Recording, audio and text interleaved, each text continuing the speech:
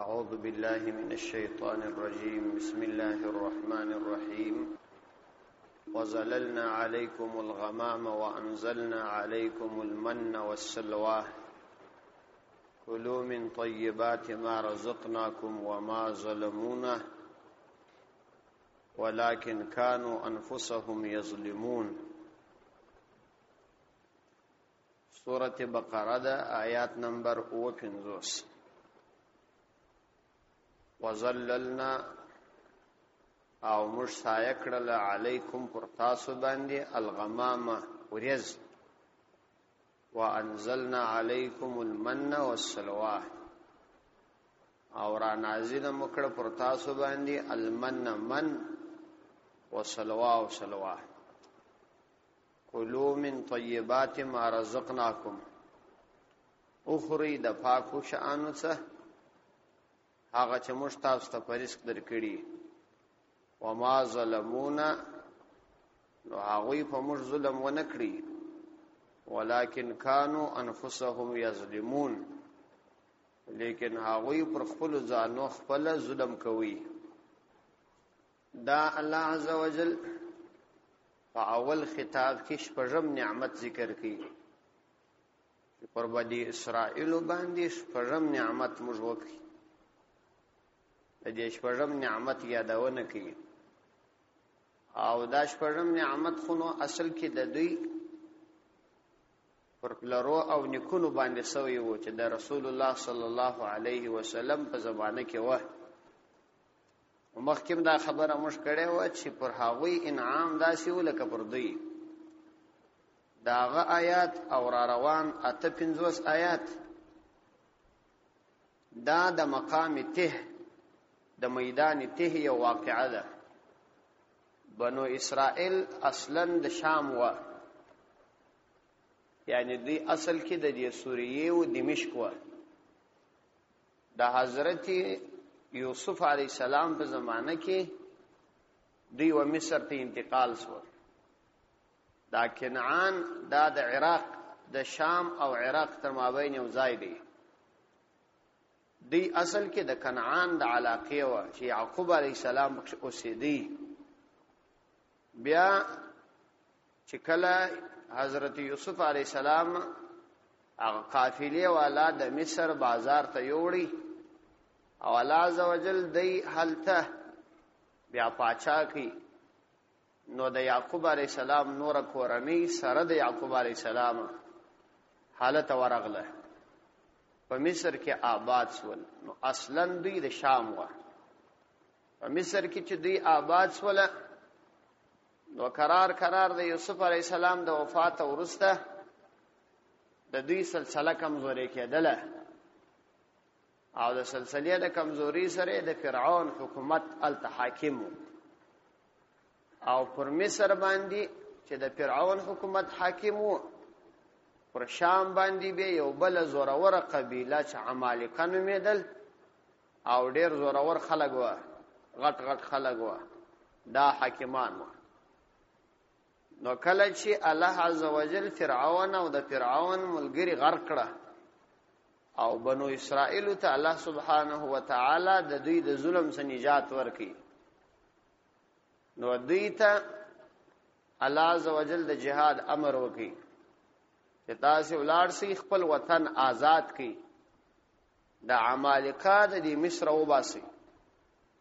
دوی چراغله د مصر تر دروازو پورې د عمالقه یې ولیدل چې دا غټ خلک دي. نو قرار بزدلی وکړه. د دې بزدلی سزا الله عزوجل دوی ته دا ورکړه چې په دې مقام ته کې سرګردانه و. ته دا سرګردانی ته ویل کېږي. لکه الله عزوجل چې فرمایي چې فی کل واد یهیمون. دا شاعران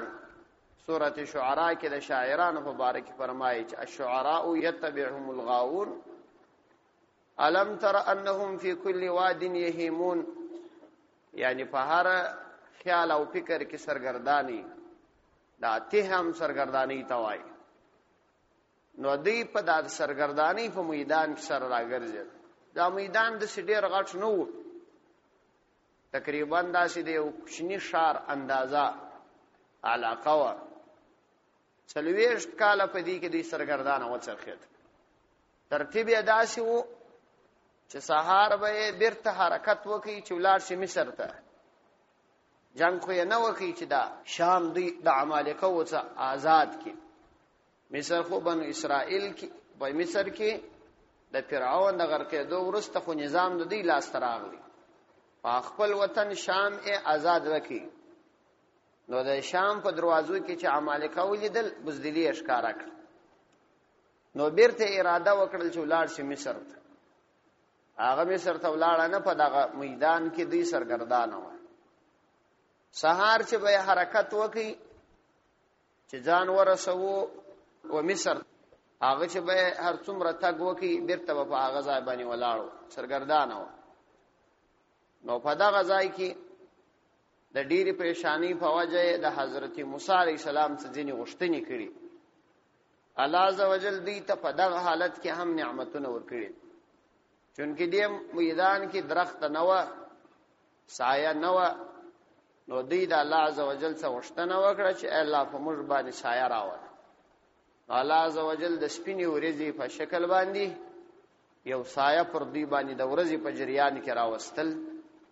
چې دوی به د دې سایې په وجه د لمر د تفیش او ګرمۍ څخه محفوظ وه. بیا تږي سوله،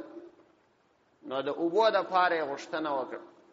الله عز وجل موسی علیه السلام ته ویل چې ته په دغه لکړه باندې یو ډبره وه، هغه یې ووالل، د هغې څخه 12 چینې راووتې. دوی 12 قبیلې وې، ځکه د یعقوب علیه السلام 12 زامن وه، د هر زوی یې جلا اولاده وه، او د هرې قبیلې خپل ځان ته مستقل امیر او مشر و. بیا دوی وږي سوله. نو الله عز وجل د غیب د خزانې څخه د دوی دپاره انتظام برابر کړي. من او سلوای ور باندې را نازله کړ. من دا پر دې درختو باندې وای یو قسم سپین قسم مواد و پیدا کېدل. په دې کتابو کې یې ترنجبین لیکلي دي. جلالین شریف هم ترنجبین راخستی دي. تفسیر ابن کثیر هم په داغه ذکر کړی دی. بیا تفسیر ابن کثیر پر دې څه احادیث را نقل کړي دي چې پیغمبر علی السلام وایي چې کوما بیا دغه پوڅکی ته وایي چې دا پوڅکی دا من دی او دا د سترګو د مریضۍ لپاره شفا ده، او عجوه دا د جنت میوه ده، د زهرو د لپاره علاج دی. په دې کې څو احادیث را نقل کړي، یو پوڅکی او بل دا د عجوه خرما فضیلت بیان کړ. نو ابن کثیر رحمه الله بیا د دې من څخه د پوڅکی مراد دی. پوڅکی هم داسې نرم شی دی لکه ژاولي، پر دې درختو دارا پیدا کېده. او سلوا بیا وایي کرکانو. کرکان الله عز وجل دوی ته داسې مسخر ګرځولي وه چې د دوی څه الوتل نه. نو دوی به راولاړ سول. دا کرک دا خو غوښه ده، په غوښه کې خپله یو قسم غوړ سته، او په دې ترنجبین کې دا بیا بې غوړو وه. دا چې سره ګډه سول نو خوند او ذایقه بیا برابره کړه. دا یې دوی ته ورکول، او په منظمه توګه باندې د ورځې او د شپې دوی د دې غوښو څخه او د دې من څخه خوراک کاوه. غوړ او دغه بې غوړو شی چې سره ګډ وي ذایقه یې وایي ډېرې. چنانچه پیغمبر علیه السلام به هم وایي خرما او کوچي سره یو ځای کوله او کله به خوړل. نو الله عز وجل دوی ته دا وویل چې تاسو په دې کې حرص مه کوئ، ساتي یې مه، بس څونه اندازه چې تاسو خوراک وي هغه خورئ، بالابود مه جمع کوئ. خو دوی جمع کوله، حرص پکښې زیات و. نو دا غوښو چې بدبویي وای شروع کړه، دا دغه وخت یې شروع کړې. بیا دوی د شپې تاریکۍ په عذاب کړه. نو الله عز وجل د دوی دپاره یو مل پیدا کړي، یو منار غوندې چې د دې څه بړونا وه، او دوی به د خپل ضرورتونه ځینې پوره کول. او الله عز وجل وایي داسې انتظام د دوی دپاره برابر کړی و چې دا کالي یې نه خیرنېدله، او د کوچنیانو سره دا کالي وایي خپله د پر دې وجود باندې غټېدل. نو دا مقام ته دوی په دې کې اوسېدل، دا انتظام الله سبحانه وتعالی د دوی دپاره برابر کړی. تفسیر قرطبی دا ټول تفصیل لیکلی دی لیکن دوی د الله عزوجل د دغه نعمت شکر ماده نه او بیا یې د دې پر ځای باندې اسخلیه کړې کړلې او المشتدا ترکاری په کار دا غفیاز او غندنه وږه او دا دالو جواری او دا ماش دا شان په خوش دي موږ دا شعار نه دي خوش الله عزوجل ولسبد بخت قوم یاس اعلی شی د ادنا شی په مقابله کې پریږدي ور روانو آیاتو کې الله تعالی دغه نعمت یادونه کوي وظللنا علیکم الغمام او مرسایه کړه علیکم پر تاسو باندې الغمام اوریز د ته په میدان کې وانزلنا علیکم المن او را نازل مکړل د غیب د خزانه څخه پر تاسو باندې المن من والسلوى او سلوى او بیا متاسو ته اجازت وکړي چې کلو من طیبات ويخري من طیبات د پاکو شانو څخه ما کوم شان رزقناکم چې تاسو ته موږ پرزق درکړي دي چې موږ تاسو ته پرزق درکړي لیکن دوی د دغه ټولو سره سره مخالفت وکړي الله فرمایي وما ظلمونا نو دی په موږ باندې ظلم نه دی کړی ولکن کانوا انفسهم یظلمون لیکن دوی و انفسهم فخپل ځانونو باندې یظلمون ظلم کوي وما ظلمونا دا غنا ضمیر دا مفعول دی او په دې ظلمو کې ضمیر هغه فاعل د دې ترجمه دا چې کول غلطه ده موږ ظلم نه دی کړی پر موږ ظلم نه دی کړی معنا یې دا ده ولكن كانوا انفسهم يظلمون لیکن دغه خبره ده دوی په خپل ځانو خپل ظلم کوي مطلب دا دی چې دینو مشتهیت نقصان ونه رسوي ځکه پر موږ کوی ظلم نه دی کړی چې وسه مشته نقصان رسولي وي بلکې خپل ځانونه په نقصان کې واچول نو یو خدا نعمت سوچ ورته ذکر کوي شپږم نعمت اوم نعمت ذکر کوي وَإِذْ قُلْنَا ادْخُلُوا هَذِهِ الْقَرْيَةَ فَكُلُوا مِنْهَا حَيْثُ شِئْتُمْ رَغَدًا وَادْخُلُوا الْبَابَ سُجَّدًا وَقُولُوا حِطَّةٌ نَغْفِرْ لَكُمْ خَطَايَاكُمْ وَسَنَزِيدُ الْمُحْسِنِينَ او هغه زبانم دریات کا اذ قلنا کله چې موږ اویل ادخلوا داخل سی هذه القريه دغه کلی ته فکلوا نو بیا اخری منها دغه کلی ته حيث شئتم څنګه چې غواړي رغدن فراخه وادخلوا الباب او داخل سی دروازه لره سجدا د سجدي په حالت کې وقولوا او وایا حتتن توبه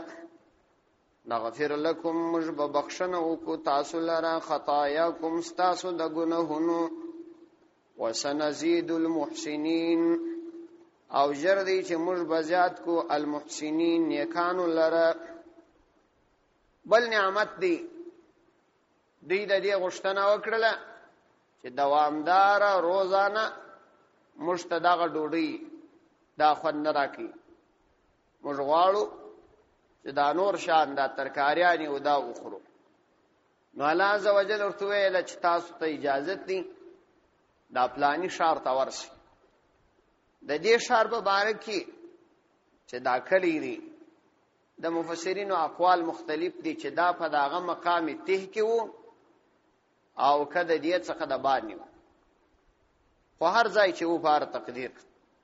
دی تعالی عزوجل ویل چې دا نږدې کلی ته ورسي بس په دغه کلی کې تاسو ته د دغه شانو د خوراک اجازه دی هغه خوري څنګه چې مخشي لږ خوري ډیر خوري څنګه چې خوري لیکن هو دغه او دوه شرط پر ځای یو چې کله د دې شار یا د دې کلی و دروازې ته ور داخل سي نو د سجدي په حال کې داخل سي مطلب دا چې عاجزي باید در باندې ښکارای سرونه مو شته کړي لکه یو سړی چې سجده کوي دا معنا نه چې پړ مخې روان سي او بل دا چې تاسو دا وایاست چې حتتن وایدا کلمتن تحتو بها الخطایا، یعنی داسې کلمه وایاست چې په هغه سره ګناهونه رژیږي. مطلب دا چې دا وایاست چې توبه مو ده توبه مو ده، او یا د استغفار کلمه وایاست. د حتتن ترجمه دا ده. نو دا کارونه کوم کوله، یو خو هغه نعمت دې موږ درکې، بل نعمت دا دی چې ستاسو ګناهونه به معاف، او دا زموږ سره قاعده او قانون دی چې خلک چې محسنان وي زړونه پاک وي دا هغوی د پاره خو ګناهونه معاف او په نعمتونو کې زیادت امراو. نو تاسو ته د دې اجازه تی ولاړ شي. دا خبره ورته وکړه. وَإِذْ قُلْنَا ادْخُلُوا هَذِهِ الْقَرْيَةَ، وَإِذْ قُلْنَا، او هغه وخت دریات کې قلنا چې کله موږ وویل ادخلوا هذه القرية، تاسو داخل سي دغه کلی لره، وکلوا نو بیا اخرى منها، د دې کلی د اشیاء څخه د ها ضمیر قریه تراجه دي، یعنی دلته مضاف حذف شوی. منها د داخلي د اشیاء څخه حيث شئتم، څنګه چې غواړي، رغدن فراخه. او دا حکم هم ورته وسو چې کله تاسو دې کلی ته داخليږئ نو ودخلوا الباب، داخل سي دروازې لره، سجدن په حالت کې د سجدي، یعنی ظاهري عاجزي باید در باندې غالب وي. او دا مرته ویل سوال چې وقولو تاسو وایاست حتتن، توبه ده ای الله توبه، یعنی زړمو او ژبمو دواړه باید په عاجزي باندې وي. نغفر لكم، نو موږ به معاف کو تاسو لره خطاياكم، ستاسو ګناهونه چې مخکې مو کړي دي. وسنزيد، او موږ زیاتو المحسنین، نیکانو خلقو لره نور هم په دې نعمت کې زیادت راوړ. نو دا ورته ویل فبدل الذين ظلموا قولا غير الذي قيل لهم فانزلنا على الذين ظلموا رجزا من السماء بما كانوا يفسقون. فبدل الذين، نو بدل کی الذين اغکسانو ظلموا چې ظالمان، وقولا قول غير الذي، قولا قول غير الذي ما سوا دا اغا قول قيل لهم چې دوی لره ویل سوی. وانزلنا على الذين، نورا نازل کی موږ على الذين فاغکسانو باندې ظلموا چې هغوی ظلم کړیو، رجزا عذاب من السماء، د اسمان څخه، بما كانوا يفسقون، بما په سبب د هغه کانو چې دوی و يفسقون فسق کاوه. نو دوی را ولاړ شول اکلی ته ولاړه، لیکن هغه زموږ شرایط پر ځای نه د عاجزۍ په حالت کې داخل شول، او نه د توبې کلمه وویل، بلکې د استهزاء او تمسخر او پسخند په شکل یې د حتتن فرزای باندې د حبتن فی شعیرة کلمه ویله. حبتن فی شعیرة یعنی دانا په اوربشه کې، او یا د حنتتن کلمه ویل غنم. د حتتن کلمه بدل کړه، د حتتن کلمه په حنتتن بدل کړه. نو زموږ د فرمودي خلاف کار وکړي، استهزاء او پسخند ووا. نو په دې وجه باندې موږ پر دوی د اسمان نه عذاب را نازل کړي، او دا وجه د دوی د فسق و چې الله عزوجل وايي موږ دوی ته دا سزا ورکړه. اوس دلته په اصل کې تاسو راسي دغه یو شپږم نمبر آیات ته، وَإِذْ قُلْتُمْ يَا مُوسَى لَن نَّصْبِرَ. په اصل کې اول دواره دوی دا خبره وکړه چې موږ صبر نسو کولای علی طعام واحد، پر یو ډوډۍ باندې، پر یو قسم خوراک باندې موږ صبر نسو کولای. انو خدای دا غوښتنه وکړل، الله عزوجل ورته ویل چې سیدی تاسو ته اجازه دی ولار سي، لیکن دا کار وکي. وَإِذْ قُلْنَا ادْخُلُوا هَذِهِ الْقَرْيَةَ، دا آیاتونه او هغه آیاتونه د واقعې په اعتبار دغه آیاتونه چې یو شپږ نمبر آیات دي دا باید مخکې راشي، او هغه آیاتونه چې دا ته 50 دي دا باید ورسته راشي. لیکن قرآن کریم چون کې د قصو کتاب نه دی، قران کریم همیشه د یو واقعې په ذکر کولو کې یوازې هغه مقصود ته اشاره کوي. نو په دې لحاظ د الله تعالی په کلام کې تغییر او تبديل، تقدیم او تاخير د واقعات راځي. کله یو واقعه ډېر لږ بیان کی، کله د یو واقعې تفصیل بیان کی. دا رقم نه دی لکه یو د تاریخ کتاب شي هغه موضوع په ترتیب بیانې. نو دلته خو اول د واره د دې غشتنه و دوی دغه وویل چې موږ دا خوراک نسو کولای. هغه دا په 1 نمبر آیات کې بیان شوی ده. او بیا چې ورسته الله تعالی ورته امر کړی دی هغه بیا په 58 نمبر آیات کې بیان شوی ده. نو دا تقدیم او تاخير دی. او د تقدیم او تاخير په واجبانی اعتراض نشي کېدای، ځکه قران کریم نتایج بیانې. قران کریم کیسه نه بیانې او نه د قصو ترتیب راځي. څومره چې غرض او مقصود وي هغه بیانې، نور پرېږدي. په دې خاطر باندې د الله تعالی د کلام اعجاز هم داد. از ګوري دا قصه دلته تفصیلی نه بیان شوی، سورۃ الاعراف کې بیا تفصیلی بیانې. او غرض فقط الته هغه مقصود وي چې دلته غرض د قصې بیانول نه دي، غرض فقط د هغه نعمت ذکر کول دي چې موږ تاسو سره دا نعمتونه کړی دي. شاه عبد القادر صاحب رحمت الله علیه په موضح القرآن کې دا د تفسیر دی. په هغه کې دا لیکل دی چې دې قصه کې تقدیم او تاخير راغلی. یعنی کومه قصه چې ورسته وا هغه باید مخکې وای، خو دلته تغییر او تبديل راغلی، خو اعتراض دلته نشي کېدلی. فبدل الذين نو بدل کی الذين هغه کسانو ظلمو چې هغه ظلم کړي وو قولا خبره غیر الذي فرزاید هغه خبري قیل لهم چې دیل رویل سیو. دا بدل یبدل تبديل دا د تفعیل باب دی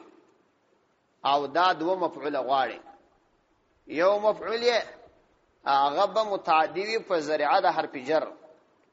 نو دلته یو مفعول حذف شوی دی. اصل عبارت تاسو جوړی دی چې فبدل الذين ظلموا قولا بقول، چې دوی بدل کړل خبره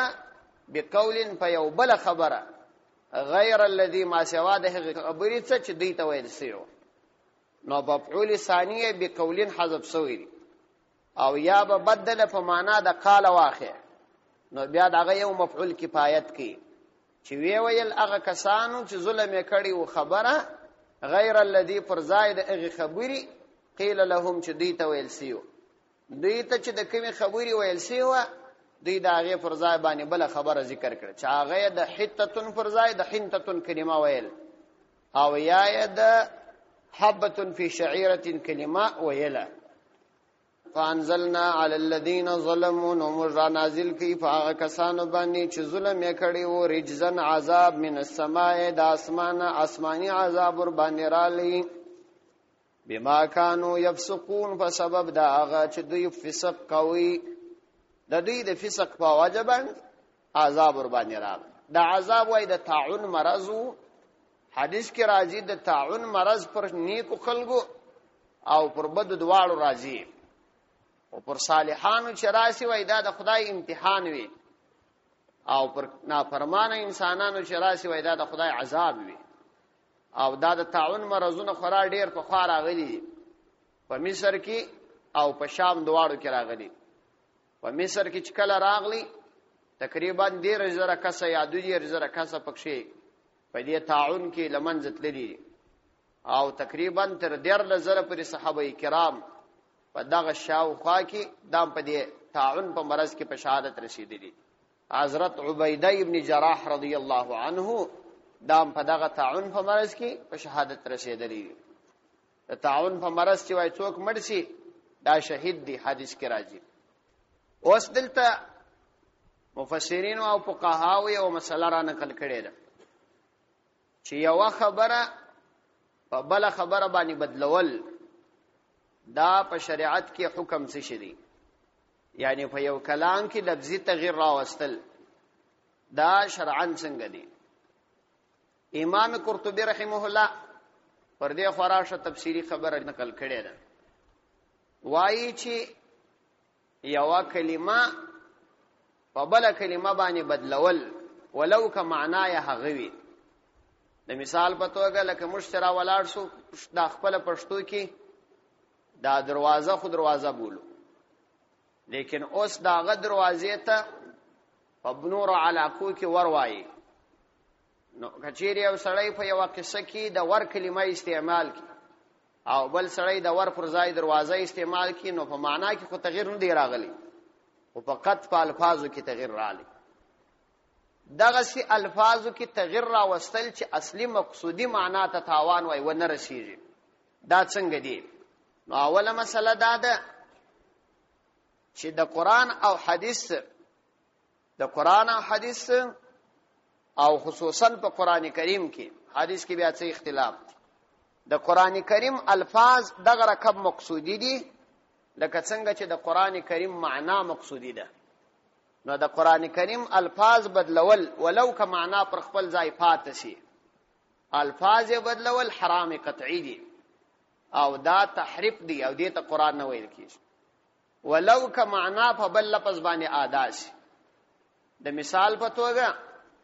الله عز وجل فرمایي وجاء ربك والملك صفا صفا، شراغلی الله عز وجل او ملکی یعنی صف صف. وجاء ربك والملك که سړی د دې ملکو پر ځای ملائکه وای، ترجمه خو نه ده بدل شوی لیکن کلمات بدل شو. دغه کلمات که بدل شي دا قطعی حرام او کبیره ګناه او دې ته قران نه ویل کیږي. که چا په منځ کې دا ویل نو المنځ په فاسدیږي. ځینې علما دا وایي ځکه چې دا قرآنی تحریف، قران کې تحریف. څنګه چې د قران معنا مقصودی ده دغه سي الفاظ هم د الله د طرف څخه راځل شوی دي، په الفاظو کې به هم تغییر څوک نه راوړي. دا حرام دي، جائز نه دي. دا خو د قران کریم مربوط مسله ده. نو ځکه یوازې د قران کریم ترجمه چې الفاظ د قران کریم نه، دا قانوني جرم دی په دنیا کې، پر دې وسم پابندي ده. یوازې د قران کریم ترجمه دا څوک نشي چاپولای، که چاپ کړ دا جرم دی. دا دومره مسله دا ده چې کله معنا باقی و یوازې الفاظ اړول شي و، معنا باقی و یوازې الفاظ اړول شي و. د حدیثو په ارتباط په دې کې بیا دوه خبرې. ځینې هغه احادیث دي چې د پیغمبر علیه الصلاۃ والسلام څخه په مقصودی الفاظ را نقل شوي دي، هغه الفاظ مقصود او غرض وي.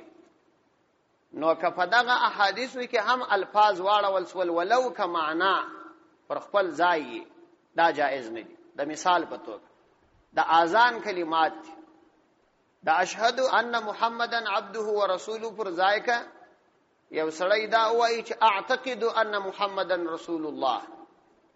نو د شهادت او د اعتقاد خو معنی کې تغییر ناراضي، لیکن دا جائز نه دي. ځکه د نبی علی سلام څخه صلی الله علیه وسلم څخه داغه الفاظ را نقل کول مقصود دي. دا رقم کم اذکار چې د پیغمبر علی سلام څخه را نقل شوی دي په دعاګانو کې، لکه المانځي کې چې کومې دعاګانې دي چې دا سبحان ربي العظیم، سبحان ربي الاعلى، سبحانك اللهم یا اللهم صل علی محمد. دغه اذکار چې راغلي دي د دې اذکار او الفاظ کچا بدل کړه ولو که معنا یې هغه معنا وي، دا جایز نه ده، دا منع ده، سړی به نه بدلی.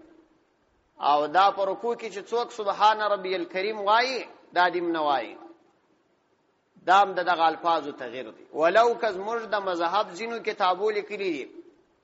رد المختار شامل لیکلي دي چې د سبحان ربي الکریم ویل د هغه چا د پاره چې دا ځوان شي ویلای جائز دي. لیکن مفتی کفایت الله صاحب کفایت المفتی کې وایي چې دا خبره په دې باندې بنا ده چې کوم خلکو دا فتوا ورکول چې کچا دغه الفاظ بدل کړه، مثلا زوای فزا بدل کړه یا فزال بدل کړه، نو هغه دا ویل چې د المنص فاسدي. نو زموږ د متأخرین علماو فتوا دا ده چې د زوا په زال سره بدلول یا په زا سره بدلول یا د صاد په سین سره بدلول د عوامو د پاره المنځ نه پاسې دي. نو چې المنځ نه پاسې دي بیا د دې هیڅ ضرورت وای نسته چې یو سړی راولاړ شي د سبحان ربی العظیم پر ځای سبحان ربی الکریم وای.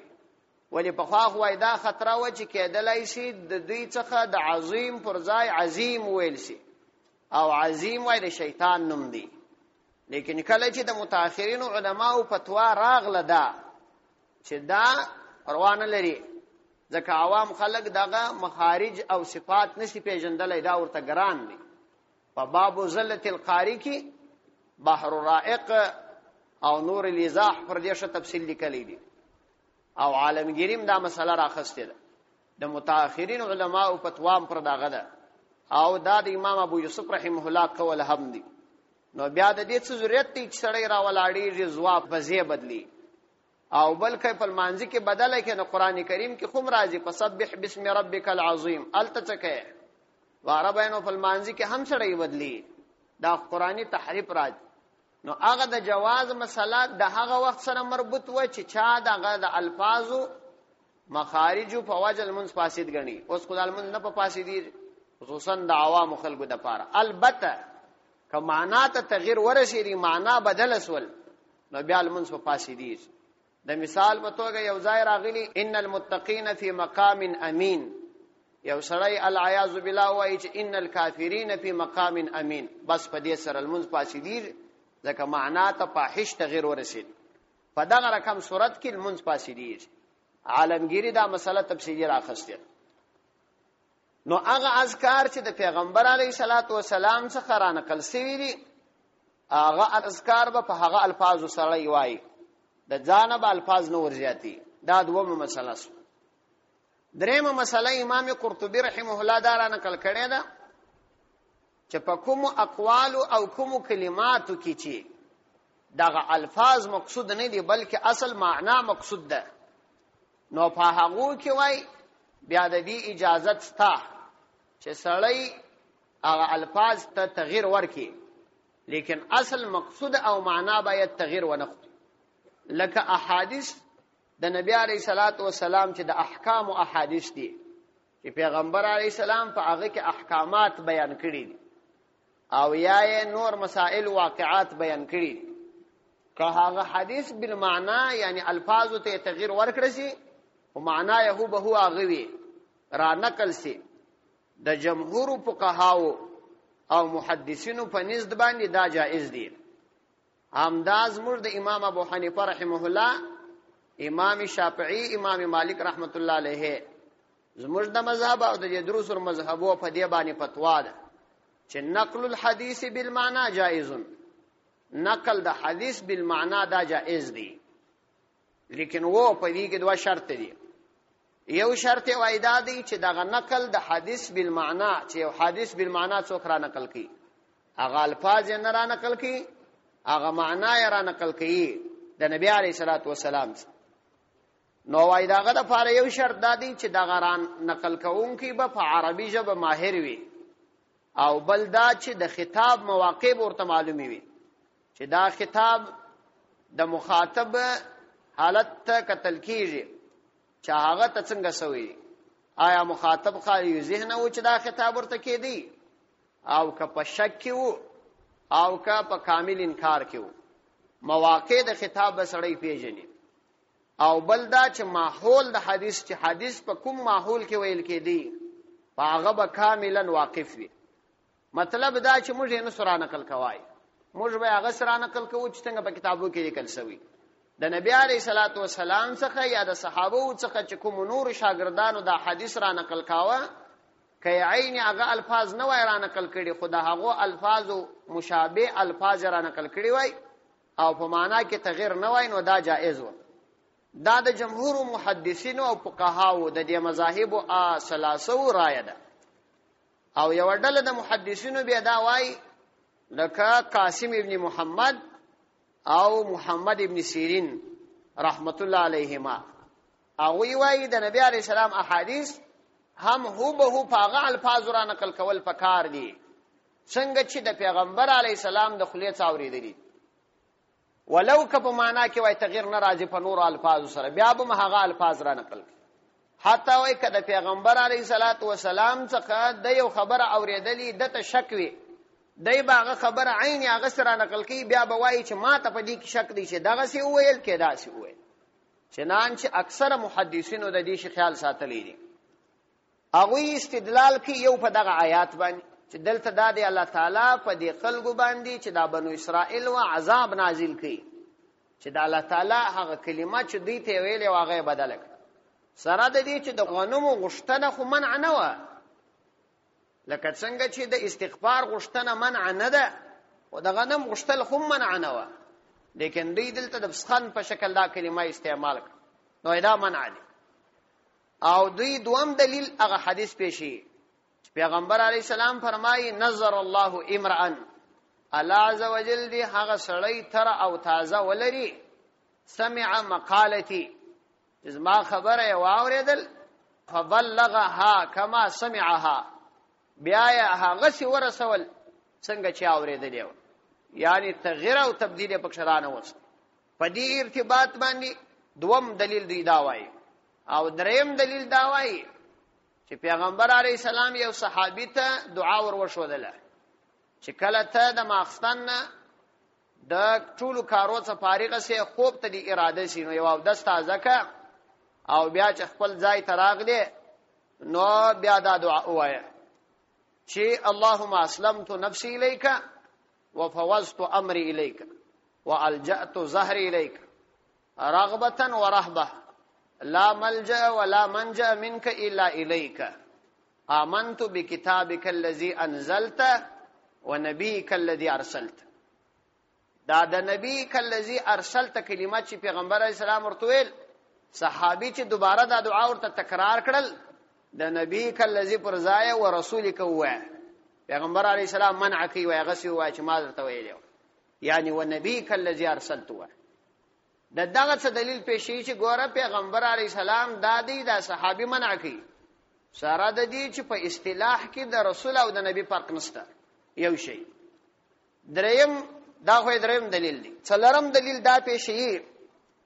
پیغمبر علیه الصلاۃ والسلام سره یو صحابي ناستو هغه د التحیات اویل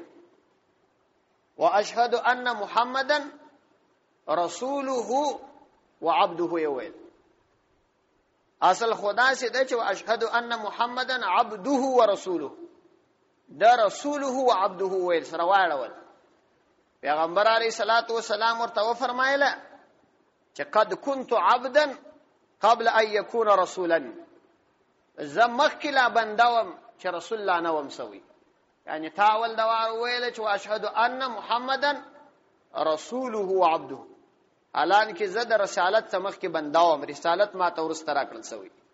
فقل واشهد ان محمدا عبده ورسوله هغه منع کی نو دا دې د تغییر د اړولو څخه قسم په معنا کې خو تغییر نه راتلی اړول فقط اړول پیغمبر علی السلام منع کړ او دا څلورم دلیل شو پنځم دلیل دا وایي چې یو صحابي چې وایي ترچل دا یې اویل السلام علی محمد صلی الله علیه وسلم بل صحابي سخت وترټي او ورته ویل چې دا د پیغمبر علی السلام طریقه نه و هغه پر دې ځای الحمدلله ویل اوس نو اتفاق د دواړو مذهبو پر دې باندې راغلي دي د ټولو علماو چې د غیر واقف بالعربي چې په عربي ژبه باندې واقف نه وي کاملا موږ یو لا ور باندې واقف نه وي دا موږ ټول علما دا د محدثینو او فقهاو د شاګردانو ځای مسنی ولای او بل چې د خطاب په ټول مواقع ماهر نه چې دا خبره چې ستا مخاطب ته تا کول پیغمبر علی السلام کړی ده د مخاطب حالت پیغمبر علی السلام په نظر کې وو راویم دا مخاطب حالت په نظر کې نیسی او ماحول هم باید وي ګوري دا زه درته وایم د دې مثال درته وایم دا معتبر به په خبرو کې یو سړی یو چاته وایي او شذې ته په درد او غصه کې کدا و دې کور ته داخله سول پر د طلاق ده زموږ په قها وایي چې داغه خبره چې دا وکړل په حالت کې د غصه وای دا د بالفور معنا ورکی یعنی کداغه غړی د غصه تیر سو بیا کور ته داخله سو طلاق نه واقع کیږي ځکه دا موقع او محل پر دی باندې دلیل دی دا طلاق نه واقع کیږي. نو دغه حالت بسړی پیژني کله دا نه پیژندل باره بسړی فتوا ورکړي چې هر وخت داخله سو طلاق به واقع کیږي، نه محل او موقع ته کتل کیږي. یو په عادي حالت کې دا ویل کدا پلاني کوړه داخله سو پر د طلاق ده دی، دا معنا که هر وخت داخله طلاق کیږي. دا غره کم دا مخاطب دا فرق کی کله یو سړی دا خبر استعمال کی دا ستا مخاطب منکر وي، نو د انکار په حالت کې خبر کلک راځي. زید دا نه مانی چې احمد وفات شوی دی، منی نه تبواج په الله قسم احمد وفات شوی. بل سړی ستا خبره منی فقط ما خبر ورک احمد وفات شوی دی هغه منی، دا فرق سره لري. دا خبره وس یقیني ده چې موږ په دې شانو باندې نه پیږو، نو موږ ته په هیڅ صورت د دې جواز نشته چې موږ د ځان څخه الفاظ بدل ورا بدل آشه چې د دې را بدلول جایز نسوه. نو بیا د ابو بکر جساس الحنفی فتوا واوري. امام ابو بکر جساس الحنفی د احناف ډیر لوی عالم دی، احکام القرآن پر قرآن کریم باندې ډیر بهترین تفسیر دی. هغه وايي دا الفاظ را نقل کړي، دا عبارت دی يحتج بها ما ورد من التوقيف في الاذكار والاوراد. وای دا هم دغه د آیات څخه پر دې باندې دلیل پیښیږي چې اذکار او اوراد چې د پیغمبر علی السلام سره غلي دي دا توقیفي دي، څنګه چې راغلي دي هغه سی بیا وای تغیر او تبديل باندې پکښ پیدا کړي. نو د ځانه به سړی کلمات ملمات نه بیانې او دا دومره احادیثم بیان سوله. اوس نو که یو سړی را ولاړېږي د ځانه څه یو درود جوړوي، دا هیڅ اعتبار نه لري. د ځانه څه دعاګانې جوړوي او بیا یې فضیلتونه لاندې پسې ورته لیکلي خرافات او بیا یې په بازارو کې شایع کوي، دا هیڅ اعتبار نه لري. د دې ضرورت څه نشته چې د الله تعالی دا دین دا دومره غني دین دی، دومره ډیر اذکار د نبی علیه الصلاۃ والسلام څخه منقول دي. ګوري یوازې د خوب څخه د پیغمبر علیه السلام څخه د خوب څو دعاګانې منقول دي. پیغمبر علیه السلام دا دعا ویل ما مخکې درته وویل، دا دعا ویل بسمک ربي وذات جنبي وبك ارفعه اللهم ان امسكت نفسي فاغفر لها وان ارسلتها فاحفظها كما تحفظ به عبادك الصالحين. چې کله به دا رستلاس تر دې باړخو لاندې کی نو دا به ویل چې اے الله ما خدا بغل کښې شو دی او زما دا روحه کله دې شپې په جریان کې تا واخستي قبض دې کی نو مغفرت ورته وکړه، او کله قبض نه کی بیرته دې الکی پرې دې شو دی نو ساتنه وکړه رقم لکه د خپل صالح بندگانو حفاظت وکړي. اللهم باسمک اموت واحیا، دا د پیغمبر علیه الصلاۃ والسلام څخه منقوله دعا ده. نو د الله دا دین دا بالکل د دعاګانو د اذکارو څخه غني دي، هیڅ ضرورت دې ته نه لري چې د ځان څوک دعاګانې جوړي او د ځان اذکار جوړي. بیا دغه اذکار او د اذکارو فضائل دا صاحب وحی بیانولای شي، دا یوازې نبی علیه الصلاۃ والسلام ته معلومیږي چې په پلانی شي کې دونه ثواب دي، په پلانی کې دونه ثواب. چې نبی علیه الصلاۃ والسلام د دنیا ولاړی بیا څوک د شي فضیلت نشي بیانوي. زموږ د اصول حدیث کتابونه وایي که یو صحابي داسې روایت را نقل کړي چې په هغه کې د یو شي فضیلت بیان شوی او سند در نبی علیه السلام نو ورسېدلی، وای دا د عقل خلاف حدیث دی، نو وای دا موږ د نبی علیه الصلاۃ والسلام طرف ته منسوبو، ځکه چې دا صحابه عادلان دي. د صحابه ما شوا کچارا نقل کې اعتبار نه لري. اوس نو ځینې دعاګانې دي تاسو به اورېدلي خلکو جوړې کړي دي، درودونه یو د دعای عکاشې په نامه، بل د بختنامې په نامه، بل د نورنامې په نامه، بل د دعای قریبې په نامه، بل به د درود تاج دی، بل به درود لکی دی. دغه هیڅ ثبوت نه لري د نبی علی السلام څخه، دا یو هم ثابت نه دی. هیڅ د حدیثو په هیڅ کتاب کې څوک ثابتولای نشي، دا د ځانه جوړ شوی. اوس نو کوم شان چې د ځانه جوړ شوی دا غو حکم بیا چشري. علما وايي کې معنا صحیح و، په معنا کې تاوان نو ویل ای وای تاوان نکي، البته دا نه د معلومه چې الله تعالی به تاسو پر دې ثواب درکې او کبه نه کېده. دا مسله یاد سات. او که په معنا کې غلطي و بیا یې ویل جائز نه دي. لکه د مثال په توګه یو د درودو کتاب یو ورځ ماته یو چا راوړی، غالبا د ګلدستې درود په نامه باندې لیکلی، په دې کې ځینې داسې درودونه و چې معنا یې کاملا د قرآن څخه خلاف و. دا الفاظ راغلي و: ادرکنی یا رسول الله، اے رسول الله صلی الله علیه وسلم ما مدد وکړه. نو د مدد عقیده خو به سړی یوازې الله سبحانه و تعالی ته لري. دغه رقم دې ته ورته نور کلمات هم پکې دي. نو دغه رقم کې معنا غلطه و، بیا ګناه لري، استعمال جایز نه دی. یو خدا مسله ډیره مهمه ده. بل په دې ورکو باندې به تاسو لیدلی چې داسې جبرائیل علیه السلام نبی علیه السلام ته راغلی، یو دونه کوچنی دعا ده، دومره ډیر ثوابونه لیکلي دي. املا علی قاری رحمه الله یو کتاب دی موضوعات الکبرى، په هغه کې د لیکلي دي چې دا د موضوعي حدیث یو علامه ده چې دومره ډیر فضائل پکې بیان شوي وای چې عقل هغه نه تسلیمي.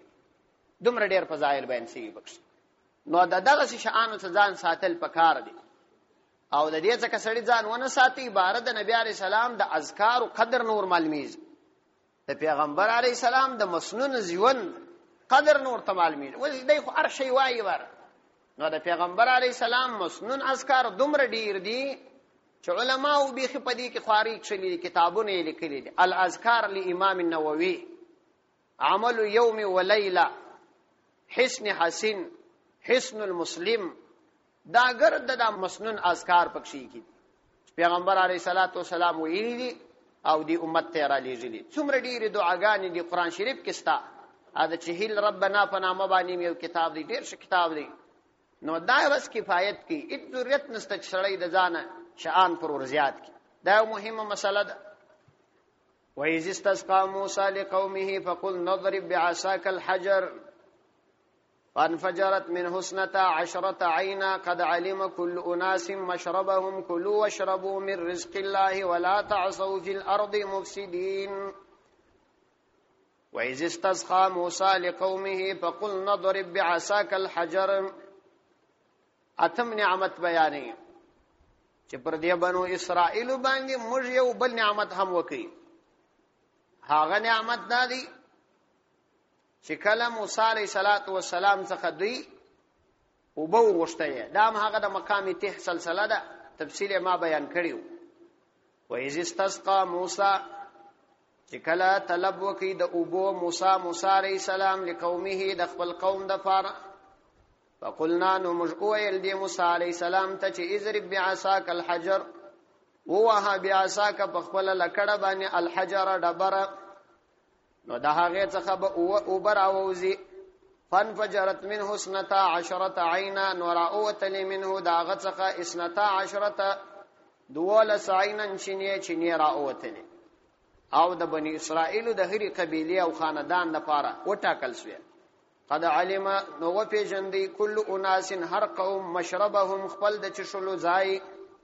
او موږ اجازت مو وکړي، ورته مو ویل چې کلو واشربو، وخورئ، واشربو او چشک وکړئ، من رزق الله، د الله د رزق څخه، ولا تعثوا او مګرځئ فی الارض، په مځکه کې مفسدین، فساد خپروونکي، په مځکه کې فساد مه خپروئ. اتم نعمت الله عز وجل پر دوی باندې ذکر کړي. همې دوی ته من سلوا ورکړه، همې اوبه ورته پیدا کړې، او په اوبو کې دونه اساني ورته پیدا کړله چې دغه ډبره 12 چینې کړل.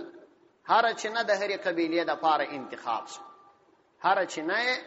د هرې قبیلې دپاره انتخاب کړه. په سورة الاعراض کې د فن فجرت پر ځای فن بجست راغلی دی. انبجاز او انفجار فرق دا دی. انفجار چې دا اوبه په تیزی ځینې راوځي، او انبجاز به دې ته وایي چې کرار راوځي. دا اوبه په لومړي سر کې وایي د دې ډبرې څخه کرار راوتلي، او بیا وروسته تیزې شوې. نو دلته ځکه دا انفجار ذکر شوی دی چې دا اعلی نعمت دی په نسبت در انبجاز. نو په دې خاطر باندې په نعمتونو کې دلته انفجار راوړي، او هلته چون کې واقعه بیانې، نو هلته بیا د فن بجست الفاظ ذکر کړي. دا چې الحجر کومه ډبره وه، آیا دا هغه ډبره وه چې د حضرت موسی علیه السلام څخه یې کالي وړي وه، چې هغه سورة احزاب کې الله عز وجل فرمایي چې ولا تكونوا كالذين آذوا موسى فبرأه الله مما قالوا وكان عند الله وجيها. او یا بل ډبره وه. نو په دې باره کې مفسرینو مختلف اقوال را نقل کړي، خو الله عزوجل او د الله رسول د دې ډبرې تعین نه دی کړی چې دا کومه ډبره چې الله عزوجل تعین نه دی کړی او د الله رسول نه دی کړی او دا زموږ د عقیدې پریم اړه نه لري نو هیڅ ضرورت نشته چې عمر عزیز سړی پکې ضایع کړي مولانا اشرف علي تانوی رحمه الله وايي چې د داسې ځایو څخه باید سړی ځان وساتي چې الله عزوجل او د الله رسول تعین نه دی کړی او د امت پکې ګټم نشته نو بیا په دې کې عمر عزیز ضایع کول مناسب کار نه دی فن بجرت من حسنتا عشرة عینا قد علم كل اناس مشربهم د یعقوب علی السلام دولس اولادونه و او د هر اولاد جلا قبیله و د هر یوې د پاره جلا الله عزوجل دغه چنه پیدا او موږ دوی ته اجازه وکړي چې خوراک وکړي شک وکړي د الله د رزق څخه لیکن هو د دې رزق او خوراک او شک په وجه مفسدان ما جوړېږي ولا تعصوا فی الارض او مگرزی فی الارض فمزکه کې مفسدین فساد خپرونکي تعصوا دا په دې کې ډېر قوانین جاری شوي وَإِذْ قُلْتُمْ يَا مُوسَى لَن نَّصْبِرَ عَلَى طَعَامٍ وَاحِدٍ فَادْعُ لَنَا رَبَّكَ يُخْرِجْ لَنَا مِمَّا تُنبِتُ الْأَرْضُ مِن بَقْلِهَا وَقِثَّائِهَا وَفُومِهَا وَعَدَسِهَا وَبَصَلِهَا قال تستبدلون الذي هو أدنى بالذي هو خير وإذ قلتم او هغه وخت چې تاسو وویل یا موسی ای موسی علیه السلام لن نصبر موږ هیڅ کله صبر نسو کولای علی طعام واحد پر یو قسم خوراک فدعو تدعا وکړه نازمږ د فار ربک د خپل رب څخه یخرج شراو باسی هغه لنا موږ لره مما هغه تنبت الارض چمزکه یې راشنه کوي من بقلها ترکاری د دیمزکی وقصایها بادرنګ د دیمزکی وفومها غنم د دیمزکی وعدسها او دال د دیمزکی وبصلها او پیاز د دیمزکی قال ويل موسى عليه السلام تستبدلون ايات بدلوي يعني اخلي الذي هو ادنى چاغه معمولی ادنى شيء دي بالذي ده هغه شی په مقابله کې هو خير چاغه خیر دی حضرت موسی علیہ السلام ورته چې تاسو څه احمق خلک یاست اعلی نعمت چې تاسو ته بیل تکلیف الله عزوجل درکې هغه تاسو اخلي وإذ قلتم چې کله تاسو اویل یعنی تاسو فلورونو او نکونو اویل یا موسی ای موسی علیہ السلام لن نصبر هیڅ کله موږ صبر نکو یعنی موږ هر ورځ صبر نسو کولای علی طعام واحد پر یو قسم خوراک باندې چې من او سلواده فدعو تدعا وکلنا مجلر ربک د خپل رب څخه یخرج د خپل رب څخه موږ د پاره دعا وغواړو چې هغه راو باسي مجلر مما هغه څه تنبت الارض چمزکه یشنکی بس دا نمزکی شان چې الله را تر پیدا کړی من بقلها ترکاری دا ترکاری او بانجانو بیرنډي او دا شان وقصایها او بادرنګ چمبرخیال دا شان وفومها او غنم د دې مزکی وعدسها او دال وبصلها پیاز غندنه وجه دار تر پیدا دا دال دا د الله تعالی د طرفه د عذاب فرق دی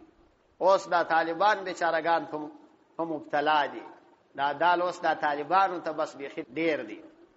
تدیم خوشي قال تستبدلون الذي هو ادنى بالذي هو خير قال ويل دا موسی علیہ السلام اتستبدلون الذي ايتاسو بدلوي الذي اغه هو ادنى چاغ ډیر معمولی دی بالذي فاغه هو خير چاغ خیر دی یعنی تاسو هغه بهترین شی چې هغه د امن او سلوا د بیل مهنت تاسو ته پلاس درځي نو تاسو هغه پرېږدي او دا کمزوري شان چې دا هغه په مقابله کې کمزوري دي کنه دا خدای نعمت دی دا هم د الله نعمت دی لیکن د هغه نعمت په مقابله کې خو بیا کمزوري نعمت دی نو تاسو ولې داسې بیوقوفه یاست چې دا کار کوي کینه منی نو اهبطوا مصرا فإن لكم ما سألتم کینه منی نو ولار سی مصر ته دغه مصر ته ولار سی مصر مبارک کې د عبد الله ابن عباس رضی الله عنه رائے داده چې دا مطلق یو شعر دی مراد ورڅخه هغه خاص مصر نه دی چې دا اوس مشهور دی یعنی دا مطلق یو شعر دی شعر ته هم مصر په عربي کې ویل کېږي چې یو شعر ته ولار سی او یا به مراد دغه مصری دا معروف مصر چې تاسو ولار سی دا شعر لره فإن لكم ما سألتم یقینا تاسو د پاره ما هغه څه دي سألتم چې تاسو یې غوښتنه کړې ده کوم څه چې مو غوښتي حالت داستا الته ورسی وی خوري وضربت عليهم الذلة والمسكنة وباءوا بغضب من الله وضربت او وهلسو عليهم فرضي باندې الذلة ذلت والمسكنة محتاجي وباءوا او مستحق ګرځیدل بغضب من الله د غضب د الله د طرف ذلك دا ځکه بانهم چې یقینا دوی کانوا ويكفرون بآيات الله کفر کاوه انکار کاوه د الله تعالی د آیاتونو ويقتلون النبيين او قتل ولي انبياء عليهم السلام بغير الحق ذلك دا ځکه بما عصوا وكانوا يعتدون بما په سبب د هغه عصوا چې دوی نافرمانی وکړل وکانو يعتدون او دوی چې د حد تجاوز کوي فضربت عليهم الذلة او اهل سپر دی باندې لکه ټاپچ پر یو چا باندې اوه دا د ضربت کلمه او تر استعمال یعنی فردی باندې په فاخرنګ باندې د ذلت او د مسکنت ټاپه او اهل سو او ضربت نو دغه سي بیا ادب او بیا باقی په وجه باندې او اهل سوال عليهم فردی باندې الذلت د ذلت ټاپه یعنی خوار بوي ذلیل بوي د نور خلقو پسترګو کې به قدر نه لري والمسکنتو د مسکنت دوی معناوي یادا چې محتاج سول د احتیاج ټاپه پر دی باندې اول سول الله وايي مسکنت د دی په وجود کې ورکشه شو دل همیشه به د بل څه سوال کی او یا په معنا د سکون دی یعنی پر یو ځای باندې قرار پیدا کی بس نور ترقی ونه کړ وباء یعنی استحقوا مستحق ګرځیدل بغضب من الله د غضب د الله عز وجل د طرف د خدای عز وجل غضب باندې رات ذالک دغ ذلت او غضب بانهم یقینا دوی چې وکانو ويكفرون بآیات الله د الله عز وجل د آیاتونو انکار وکاو نو په دې وجه د غضب او ذلت ور باندې رالي ويقتلون النبيين او قتل ولي انبياء عليهم السلام بغیر الحق بغیر حق د انبیاء قتل خو په هر وخت کې بغیر حق دی کدلته د بغیر حق کې درواچول شي کنه ورواچول شي لیکن دلته د بغیر الحق کې د دې د پاره سره داخل شوی دی چې د انبیاء قتل دیم د عقیده درلود چې دا جرم دی لکه یو سړی چې په هر ټولنه کې په دې باندې پوهیږي چې دا مصلح علما او صالحین خلق قتلول چې هر څوک قتل کی ټول دا وایي چې دا ناحق کار دی نو دا د انبیاء قتلول دیم بدکار غاڼه نو په دې بغیر الحق کې دوریات کی چې دا قتل د دې په ذهن او د دې په فکر هم نه حق وو ويقتلون النبيين بغیر الحق ذالک دغه ذلت او دغه غضب بما په سبب د هغه او عصو چې دینه فرمانی وکړه وکانو ويعتدون د حد شرعي څخه تجاوز کاوه نو پر دې باندې دا غضب او سراب اوس بد دې څخه الله عز وجل د يهودانو د پاره د یو درو عذابونو یادونه وکړه یو عذاب دادی چې الله عز وجل فرمایي چې دوی باندې خمر عادتي په زمانه کې عذابونه راوسته دوه نور عذابونه فردي تر قیامت تر ورځې پورې ستا یو عذاب فردي باندې دادی چې دوی به ذلیل وي د چا پستر کې به قدر نه لري دوم دا دوی به غریبان وي مسکینان وي مسکنت به فردي باندې نو اوس به تاسو ته یو سوال پیدا شي چې په دا دنیا کې دا يهودان خدا دې وس نه دي مسکینان او د ذلت خاوندان هم نه دي او قران دا فیصله کوي چې فردي باندې به دا ذلت د همیشه لپاره وي که سړی لږ دا تاریخ ته وګوري او د دې يهودانو ژوند مطالعه کوي دا يهودان وسم د اسپذلت کې او وسم په انتهایی مسکنت کې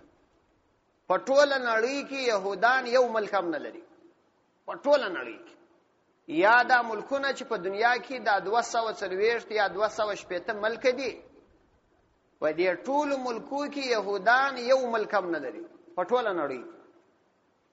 یا د عیسویانو دي دا ملکونه د امریکا سو برتانیې سو د روسیې سو فرانسې سو ایتالیا و دا او یا د مشرکینو دي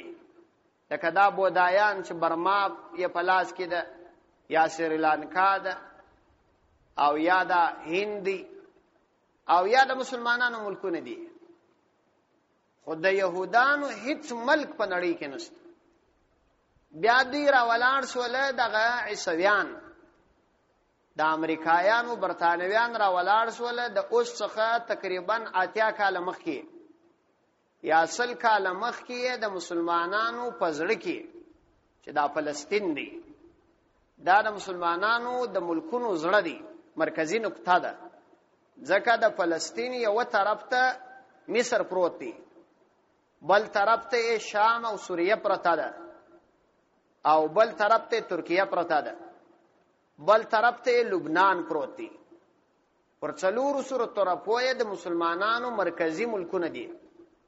په دغه فلسطین کې يهودانو 80 کاله مخکې د عیسویانو په کومک باندې د مسلمانانو څخه ځینې مځکې رانیولې. هغه زمانه کې مفتی کفایت الله صاحب دا یو ډیر عظیم انسان تیر شوی مفتی اعظم هندي دا دومره تیز او ذهین انسان تیر شوی دی دا مفتی کفایت الله صاحب وای د دارالعلوم دیوبند کې چې امتحان وکاوه په یو صفحه کې به ټول سوالونه حل کړي خو د ټولو شاګردانو څخه اول نمبر راتلی. د شیخ الهند مولانا محمود الحسن دیوبندی رحمت الله علیه د اولنیو شاګردانو څخه دی او د حضرت انور شاه کشمیری رحمت الله علیه د زمانه سړی دی. نو د هغه وخت کې د دې مځکه چې دا تازه پر يهودانو خرڅ شوی فتوا ورکړه چې د مسلمانانو خصوصا د عربو مځکه پر يهودانو خرڅول حرام دي. هغه وخت کې دا فتوا دا ورکړه. عربو دا د ځان د فار عیب وګڼي چې یو عجمی عالم د هند یو عالم څنګه دا فتوا ورکړي. عرب موږ یو دین زموږ سره دي. نو د مفتی صاحب دا فتوا یې ډېر ټینګه رد کړه په دې خام بد کړه. نو ځینې ملایانو یې فتوا ورکړه چې دا پروا نه لري. مفتی صاحب خو ذهین سړی و او په سیاسي مسایلو ډېر پوه دی. څه زمانه وروسته چې هغه داسې د یو کلی په اندازه باندې مځکې رانیولې دلته د امریکایانو او برتانیې یو کوچنی مرکز یو فوجي ځای جوړ شو. دغه ځای څخه دوی خپل اسلحې پراخ کړلې د فلسطین پر نیمایي حصہ ونیول. مولانا طارق جمیل صاحب دا د تبلیغي جماعت یو ډیر لوی مشر عالم دی ډیر قابل سړی. د په حواله یو چا کیسه کول چې موږ بیا شام ته تللی وو دا سوریه ته یو سپینږیری شیخ عالم وای ډیر ضعیف وو تقریبا په هغه زمانه کې د 80 وکالو استرګل باندې وړاندو بیا ما ملاقات سره وکړ. وای ما چې ملاقات سره وکړ ول دراته ول څه مناسبت باندې راغلی ول ما خپل جریان ورته ای بیا د خپل جرونی ولا ډېر وجړل او دا ویل چې تر ټولو لوی خبيث زیم د هغه علماو څخه زم و ما چې د مفتی کفایت الله صاحب خبره مې رد کړه. نن د فلسطین مسلمانان د يهودو غلامان ګرځېدلي. نو يهودانو 80 کاله مخکې د مسلمانانو پر مځکه په زور باندې لږنه کې ځای د یو ولایت په اندازه دا ونیاوه. اوس هم دغه يهودان چې په اسرائیل باندې وس مشهور دي چې داخله کې اسرائیل بولی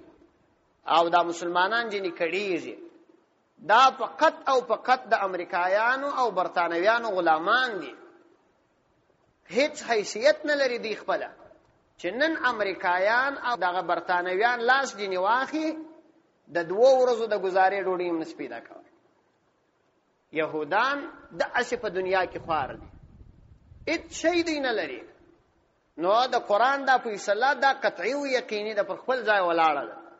خلک باید د اسرائیل د دې جوړ شوی ملک څخه شبهه کې ونه لويږي چې دا خو په شبهه د استاد څنګه قران وایي چې پر دوی ذلت دی او مسکنت دی لیکن دا د دې اټم بم لري او داسې ملک لري دا د دې نه دی دا د امریکایانو او برتانویانو ور کړی. سورته آل عمران را واړوي آیات نمبر 112 الته قران د دې شو وضاحت کی. سورة آل عمران آیات نمبر 112 الله فرمائی ضربت علیہم ذلت پر دوی باندې او هل سو ذلت ضربت علیهم الذلة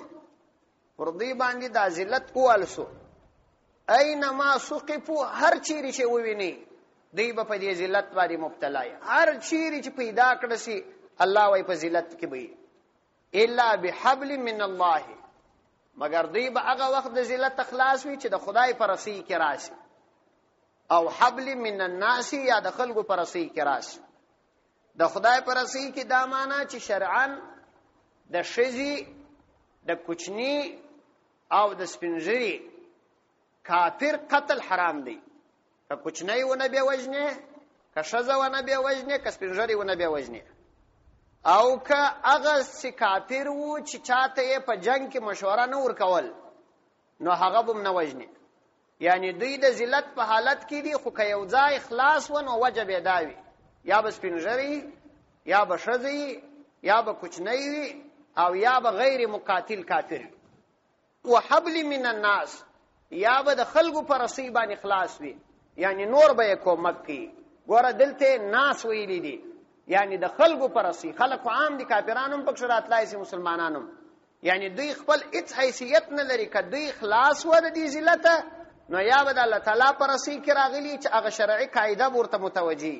یا به بل چا کومک سره کړي یا به مسلمانانو دې ته امن ور کړي چې خیر مشکار نه درلرو جزیه بجنی اخی یا به کافرانو د دې سره کومک کړي وباءوا بغضب من الله او دې حاصل کړي دي د الله عزوجل غضب وضربت عليهم المسكنه پر دې باندې مسکنت هم را لویدلې دي دا به هم مسکینان به هم ودا میشه د فاره ذلك بانهم كانوا يكفرون بآيات الله ويقتلون الانبياء بغير حق هغه آیاتونه هغه معنا ده ذالک بما عصوا وكانوا يعتدون دا د قران دی آیات شو وضاحت وکي چې تر قیامت پورې به دی په دې مسکنت او په دغه ذلت کې واقع وي کچېری تاسو ولیدل چې یو ځای لږ د دې ذلت خلاص و نو یا به د خدای د رسی په وجه خلاص وي یا به د خلکو د رسی په وجه خلاص وي کني خپل هیڅ حیثیت نه لري او کچېری بل فرض موږ را ولاړ سو دغه د يهودانو دغه اسرائیل چې اوس دی دا د دوی خو نه دی دا د مسلمانانو ملک دی برتانویانو امریکایانو نیولې دی دوی تی ورکړی دی لکه غلامان هغه خبره یمنی مخ ته کېږي کبیل فرض دا موږ تسلیم کو چې دا د دوی دی خو بیا په ټوله نړۍ کې د فلسطین یو حصہ ده د بیت المقدس او بیت اللحم او یو څو نور کوچنی شارونو علاقه ده دغه ټول اسرائیل د کندهار او هلمند په اندازه باندې نه دي کوینو دغه دوه ولایت یا درې ولایت اندازه بوي نو د نړۍ و د دومره لوی ملکوته بیا هم دغه خالی او نقطه حیثیت لري دا هم هیڅ حیثیت نه لري ځکه نو د الله تعالی د قران تر قیامت پورې پر خپل خبره باندې ولاړ دی هیڅ تغییر او تبديل پکښ نشته دوی ته چې دا مشکلات پیښ دي او یا اوس دی لږ غرور لري یا څه پیسې لري دا د دوی نه دي دا د نور دي فقط ما زه دی را مخ کې کړي ابن کثیر رحمه الله لیکي لا یزالون مستذلین دوامدار به دوی په ذلت کې واقع وي من وجدهم استذلهم څوک چې دوی پیدا کې دوی به ذلیل کی حتی چې دوی درداشي اندازې ذلیل دي چې مسلمانانه وویني ام بد نیوړي او خپل چې عیسویان ویني هغه بد نیوړي وضرب عليهم الصغار او چې څوک وویني پر دوی به د ذلت علامه راغلي عبد الله ابن عباس رضی الله عنه وايي هم اهل القبالات يعني الجزيه دوی خاوندان د دې چې جزيه ورکي د نبی عليه السلام په زمانه کې د عمر رضی الله عنه په زمانه کې دا سي خوار و چې چاګر سری ورته قتل لانه بیا تر 800 صدی پورې دوی هیڅ د عزت ژوندۍ نه کړي دا چې مسلمانانو دین پرې شو دي په پیسو باندې اختص ولا د خدای کتاب ته شاکړل اوس يهودانو لږ عزت پیدا اغم د نور په واسطه ان الذين امنوا والذين هادوا والنصارى والصابئين من امن بالله واليوم الاخر وعمل صالحا فلهم اجرهم عند ربهم ولا خوف عليهم ولا هم يحزنون دا اول خطاب تتیمه ده په ترغیب باندې ان الذين يقينا اغكسان امنوا چای ایمان اراوړي وي والذين هادوا او اغكسان چې يهوديان دي والنصارى او نصرانيان دي والصابئين او صابئين دي من امن بالله اغه څوک چې په خدای ایمان راوړي وي واليوم الاخر من آمن بالله هغه څوک چې ایمان راوړي په الله عز وجل باندې او یوم الاخر د آخرت په ورځ باندې او عمل صالحا نیک عمل وکي یعنی د پیغمبر علی السلام د سنتو اتباع وکي فلهم اجرهم داوی د پاره د هغوی اجر دی عند ربهم داوی د رب پنځ باندې ولا خوف علیهم ولا هم يحزنون ولا خوف علیهم نفاغوی باندې کوم بیرست ولا هم او نه هغوی يحزنون غمجنوي دا اول خطاب چې په هغه کې اته نعمتونه ذکر کړل دا هغه خطاب تتیمه ده په ترغیب باندې او د وی شبهه جواب دی چې دغه يهودانو او نصرانيانو او دی منافقانو چې د هغه سره چې در اوسه پرې سلسله روانه و دی خودمره ډیر شرارتونه وکړه آیا کداغه شرارتونه پریږ دي نو د دې توبه قبليږي الله عزوجل وايي زموږ سره قاعده او قانون دی هر څوک چې ایمان راوړي او صالح اعمال وکي دا که يهودي وي که نصراني وي که مجوس وي که هر څوک وي موږ هغوی ته عفو کوو او د هغوی د پاره موږ د آخرت نعمتونه تیارو د الله دین فقط پر ایمان او اعمال صالحه او بنا دي هر څوک چې دا کار وکي نو د عذر د قبولیت د پاره ضابطه او قانون بیانې ستاسو عذر موږ قبلو خدا شرائط دي ان الذين يقينا اغكسان امنو چې ایمان راوړی دي نو ایمان چې راوړی دي هغه دوباره ایمان څه کی چې راوړی من امن بالله واليوم الاخر نو چې ایمان راوړی دوباره ایمان راوړل ته څه ضرورت دی د دې جواب دادی چې دا ان الذين امنوا څخه به امراد د منافقان مراد شي چې په خله ایمان راوړیو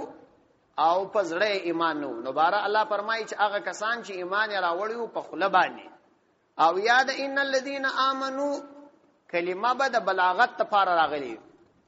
لکه څنګه چې یو حاکم دا فیصله وکړي چې زموږ د حکم د ټولو د لپاره دی د موافق او غیر موافق دواړو لپاره نو موافق خو په خاله د حکم منلیو خو د خبرې د شو عموم د لپاره خلک دا خبره وکړي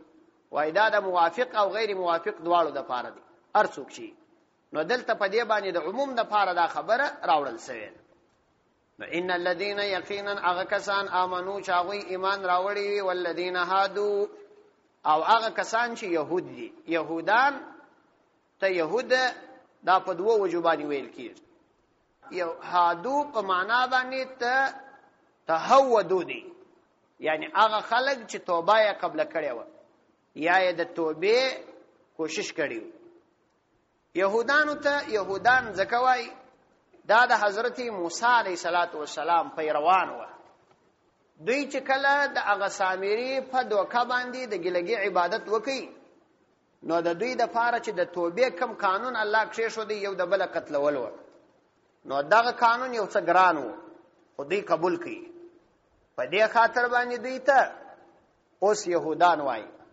او دا اختصوي دي د حوادثن څخه حوادثن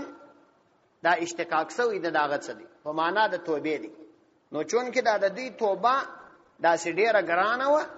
په دې خاطر باندې دوی ته اوس يهودان وای او یا وای دغه لفظ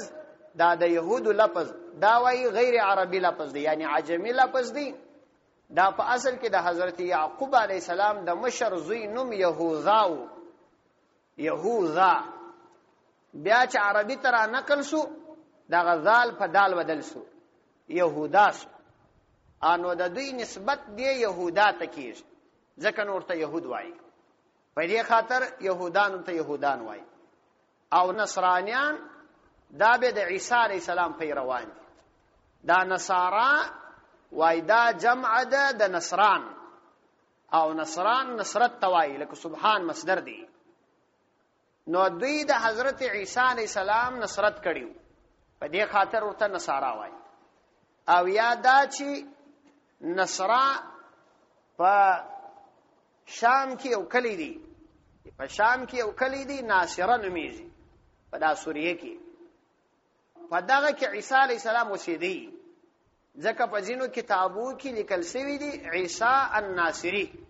عیسی علیه السلام الناصری نسبت یې سوی دی ناصریت نو په دې خاطر باندې دا نصارا وته نصارا وای یا خو یې د عیسی علی السلام نصرت کړیو او یا نسبت کاوه ناصری علاقه ته او صابئین په دې کې اختلاف دی چې دا څوک دي په دې کې تقریبا عزیز او تفاسیر را نقل کړي دي چې اته قول دي یو مشهور قول دا دی چې دا د حضرت ابراهیم علیه السلام قوم او د ستورو عبادت وکاو مطلب دا چې دوی د ستورو عبادت کوونکي ځینې به وایي دا مجوسیانو خو اصل کې الله عزوجل دلته د عموم د پاره دا ذکر کړی یعنی که مجوسی وي که مشرک وي که يهودي وي که نصراني وي که منافق وي هر څوک چې ایمان په خدای راوړي او نیک اعمال صالحه اعمال وکي د آخرت په ورځ عقیده ولري بس مشتهوی مقبول دي موږ مغفرت ورته کوو جنت ته داخلو ان الذين امنوا والذين هادوا والنصارى والصابئين من امن بالله یعنی په دې ټولو کې چې چا ایمان راوړي بالله په الله عزوجل باندې الله سبحانه و تعالی توحید یې په ذات او صفات کې ومني والیوم الاخر د آخرت په ورځ باندې ایمان راوړي یعنی د آخرت د ورځې عقیده یې ودرلودل نو پر الله ایمان راوړل او د آخرت پر ورځ ایمان راوړل په مابین کې د انور خپل رااله ځکه چې اول او اخر رااله مابین خپل پکې داخلي نو پر رسولانو باندې ایمان پر کتابونو باندې ایمان پر ملائکه باندې ایمان او د خیر او د شر فیصله چې د الله د طرفه کیږي پر دې ایمان د خپل پکې رااله وعمل صالحا او صالح عمل وکي یعنی د پیغمبر علیه الصلاۃ والسلام د شریعت موافق ځکه عمل صالح هغه توای چې د نبی علیه الصلاۃ والسلام د شریعت مطابق وي فلهم اجرهم داوی د فار اجر دی دا د ان خبر دی دا ان الذين امنوا والذين هادوا والنصارى والصابئين من امن بالله واليوم الاخر بدل جن واقع کیږي وعمل صالحا دا ټول بدل جن جوړیږي فلهم اجرهم عند ربهم ولا خوف عليهم ولا هم يحزنون دا یو پر بل باندې عتب خبر ګرځي او جلا جلا جملې جوړیږي فلهم اجرهم عند ربهم نو د دې د فار اجر دی د دې د رب په دربار کې نه الله مغفرت کی او حالت ولا خوف عليهم فغيبا کوم بیر نست ولا هم يحزنون او نه بدوی غم جنوي غم به هم نوي ور باندې عمومي قاعده الله عز وجل بیان واذا اخذنا ميثاقكم ورفعنا فوقكم الطور خذوا ما اتيناكم بقوه واذكروا ما فيه لعلكم تتقون واذا اخذنا ميثاقكم د دې ذات څخه دوم خطاب شروع کیږي په دې باب کې شپږ خطابات و د شپږو خطابو څخه دوم خطاب دا بیانې په دې خطاب کې بیا الله عزوجل د پخوانیو يهودانو درې خباستونه بیانې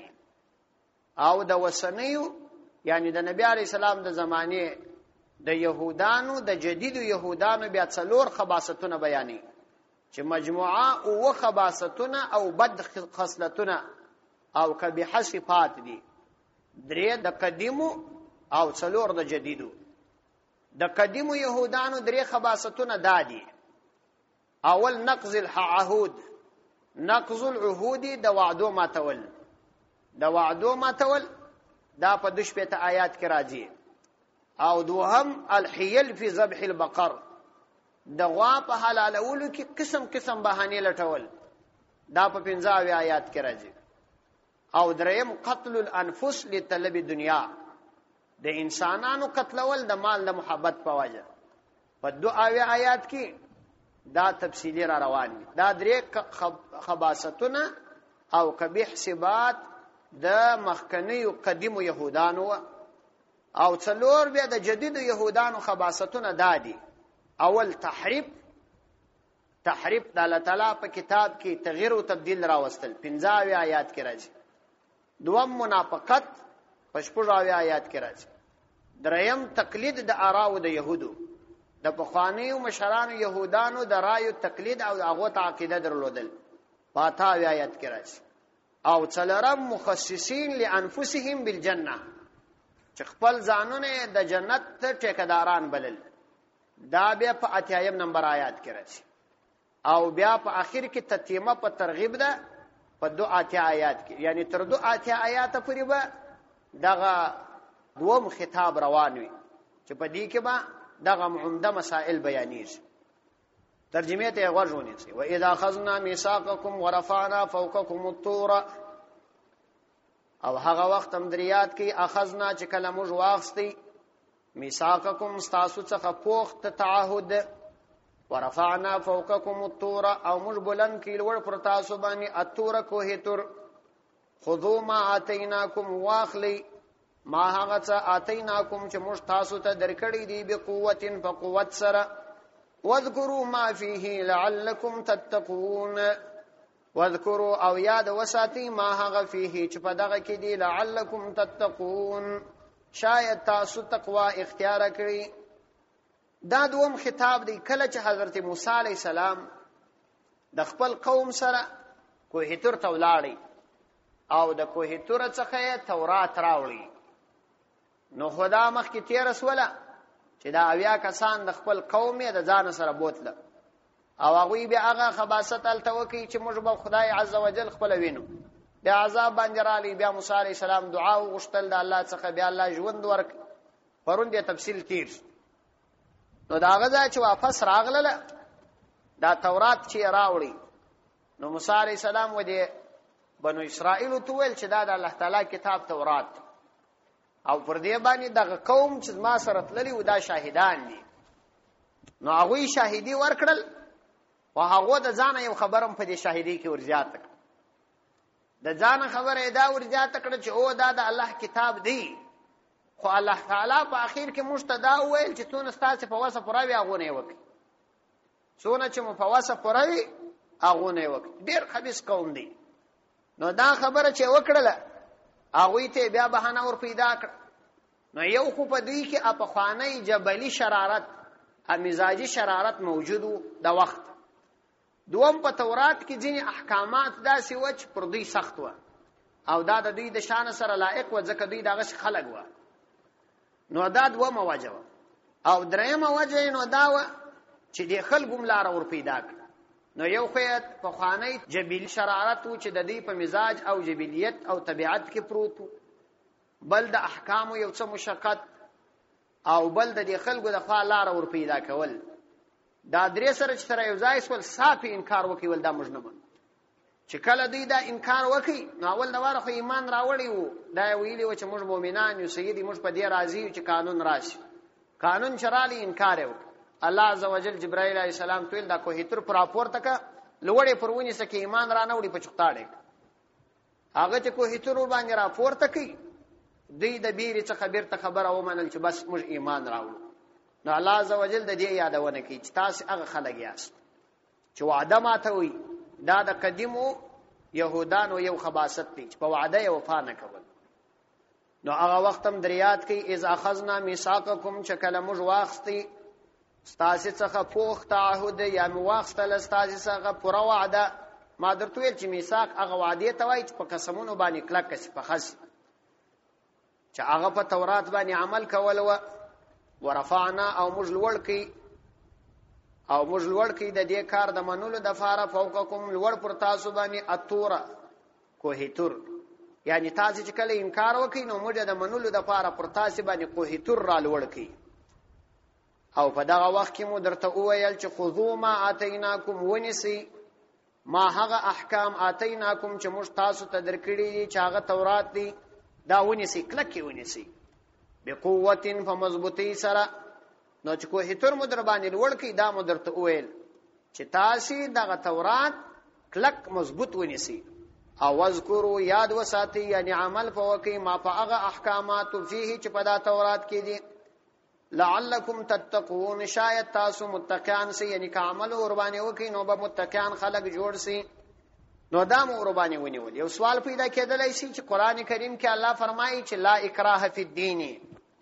په دې دین کې سختی نشته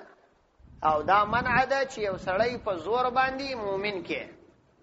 نو دلته خدا دې په زور باندې مؤمنان کړس که سړی ورته وګوري دلته پر دې باندې په ایمان راوړل کې سختی نه ده سوي ایمان خو دې په خار اورلی وو پر دې باندې د احکام په منولو کې سختی سوي ده نو د ایمان پر راوړل کې خو سختی نشته او کچا ایمان راوړي د احکام پر راوړل کې بیا سختی سته ځکه د اسلامي حکومت د ذمہ داری ده چې په خلکو باندې بیا دینداری کوي کې نه کول په زور پکې نو دلته سختی اکراه چې راغلی ده په احکامو کې راغلی ده ای سختی په ایمان راوړلو کې نه دراغلي. نو لا اکراه فی الدین د هغه تعلق تر عقیدې پورې دی، په ایمان راوړلو کې سختی نشته. په احکامو کې کچا ایمان را نه وړي، مثلا ایمان راوړي او بیا د ایمان واوښتي، خدا شرعي مسله ده چې هغه مرتد به بیا 3 ورځې بندي کړل کیږي او د دې چې کوم شبهات وي هغه به لري کیږي. کې دا شبهات لري سول بیا یې ایمان را نه وړي نو بار قتلیږي نارینه او شذ به بندي پات کړل کیږي. نو دلته سختی پر دوی باندې په احکام کې سوي ده او په احکام کې سختی دا جائز ده، دا اسلامی حکومت ته جائز ده. دا نور کسان دي نو سختی نه کوي، د دې د فار سختی نه د پکار په کور کې سختی شروع کړي، په کور کې ټي وي په مات کې په زوی باندې په زوره هغه سبا 3 ور تکشیر. خذوا ما اتیناکم بقوه واذكروا ما فيه لعلكم تتقون.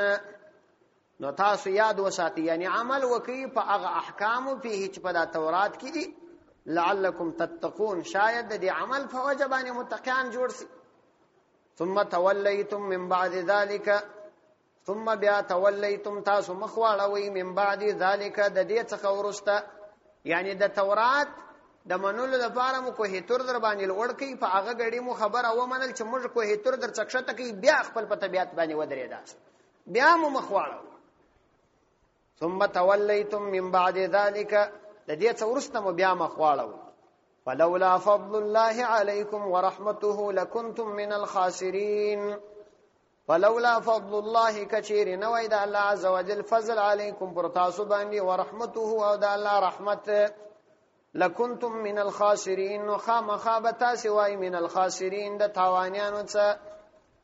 یعنی پر دغه قوم باندې چې دغه تورات موږ ورکی او دی انکار وکي بیا پر دی باندې موږ کوه تر را لوړ کی بیا یې ومنله او بیا چې موږ کوه تر جنې استکی بیا یې انکار وکي هم موږ پر دی عذاب بیا را نه وست. کوم عذاب ور باندې را وستلی وای نو د نبی علی السلام د زمانه يهودان بم نه وای پات، د مدینه يهودانو ته الله وای چې تاسو پلرونو انکار وکي مخ مو واړوي، خو کله خدای فضل پر تاسو باندې نه وای. د خدای فضل نو دا دی چې د نبی علی السلام نبوت تاسو ته راورسید، ځکه نو اوس عذاب ناراضي کني آسماني عذاب لکه پراغو چې راتلی پر تاسو بم راغلی وای. خدا چې د نبی علی السلام د نبوت په برکت باندې تاسو د دې عذاب اخلاص واس دانو پر تاسو باندې د الله یو انعام دی او نعمت دی چې وی نو. فلولا فضل الله کثیر د الله تعالی فضل نوای یعنی نبوت او بعثت محمد نوای علیکم پر تاسو باندې ورحمته او د الله رحمت نوای نو د دې عهد شکنی سزا به مو ضرور لیدلې وای. نو لکنتم خامخابتا سوای من الخاسرین د تاوانیانو څخه. ولقد علمتم الذين اعتدوا منكم في السبت فقلنا له كونوا قردة خاسئين. دوم خباثت بیانې چې دوم خباثت یې داو ناروا حیلې کولې، ناروا طریقې جوړولې. ولقد علمتم الذين او یقینا تاسو خبر یا تاسو ته علم دی پاغه کسانو باندې اعتدوا چې هغه د حد تجاوز وکي منکم تاسو څخه په سبت د شنبه په ورځ کې. فقلنا نو مش ویل لهم غیل ركونوا سی قردة بزوغان خاسئین ذلیل او خوار، او تاسو په هغه خلکو باندې خبر یاست چې د شنبه په ورځ باندې تجاوز وکي او موږ تکوینی امر ورته وکي چې تاسو بزوغان سي. نو الله عز وجل بزوغان کړ. دا د حضرت داؤد علیه السلام په زمانه کې و، دا حضرت داؤد علیه السلام په زمانه کې دا و. سورۃ الاعراف راوالوي آیات نمبر 133. سورۃ الاعراف آیات نمبر 133. سورۃ الاعراف په اتمه سپاره کې راځي، دلته تفصیل راغلی. الله عز وجل نبی کریم علیه السلام ته فرمایي واسالهم عن القريه، ته د دوی څه سوال وکړه د يهودانو څخه د هغه کلی په باره کې التي هغه کلی كانت حاضره البحر چې دریاب ته ورچیر مو، یعنی د دریاب پر غاړه باندې و. اذ يعدون هغه وخت چې دوی به د حد تجاوز کوي په سبت د شنبه په ورځ. د شنبه په ورځ باندې پر دوی باندې د مایانو ښکار منع وو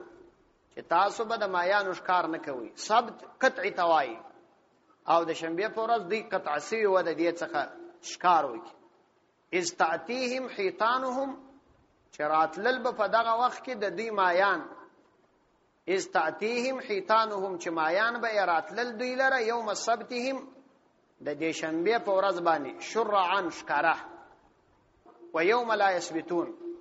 او په کوم ورځ چې به هفته نه و لا تاتیهم نو دوی ته به د مایان نه راتله کوم ورځ چې به شنبه و د مایان به د دریا پر غاړه باندې شکاره را پورته سو او په کوم ورځ چې بیا به شنبه نه و نو بیا به نه راتله کذالک دغه رنګ نبلوهم مجدی امتحانو بما كانوا يفسقون نو په دغه وخت کې دوی حیلې جوړې کړې د حیلې طریقه یې دا و چې د شنبه په ورځ به د دریا په غاړه باندې کوچنی حوضونه جوړ کړل دا کوچنی حوضو ته چې به د مایان راغله دوی به بار بند کړه نو شنبه چې به 13 ولا په یک شنبه به ونیول یا به د مایان دوی نیول غټ مایان به ونیول په دې لکې پوری به تار وروتړي الته به یو ځای ټینګ ټکو الیو ابن کثیر لیکلی سبب یې بار راوښ دا چمه کاو یو څو وخت خو دا کار په پټه کاوه وکړه چې جرم په پټي الله تعالی عذاب نه راوړي بیا یې پښکارا دا کار شروع کړي په بازارو کې خرڅول نو درې ډلې جوړې شوې یو ډله نیکانو صالح خلک و غور تویل چې الله تعالی موږ د دې کار منع کړی دا مکوي دینه منع کړه هغه د دې سره تعلقات قطع کړل باقاعده کلی جنې جلا کی دیواله سره هوا او دومره ډله به هغه و چې کار نه کاوه د اشکار نه کاوه خو دې منع کولم نه الکه د ازمش خلک نه دی دای پوس کار پوس ته د په قبر خونو نور نه نوځي زوی سحر پروتیل مر باندې راپورته سي نور توای چې ولاړ سالکه د المنزوک وای دا چا نه مني نو دومره ډله دا او درېمه ډله به دا و چې دا کار کاوه نو پر دوی باندې عذاب راغی عذاب دا ور باندې رالی چې الله تعالی دوی بزوګیان کړه وای بزوګیان یې وری کړل وای دا ځکه چې په ظاهر دوی د ایمان دعوه کړي و وزړه کې د ایمان دعوه نه وکړي نو الله تعالی دوی بزوګان کړل چې د بزو شکل د انسان شکل تصورته دی چې ظاهري شکل لږ د انسان وي نور ټول حیوان په دې بزوګان نو چې عذاب ور باندې رالی الله تعالی یادونه کوي و اذ قالت امه منهم کله چې اویل امه یو ډلې منهم د دوی څخه لم تعظون قوما الله مهلكهم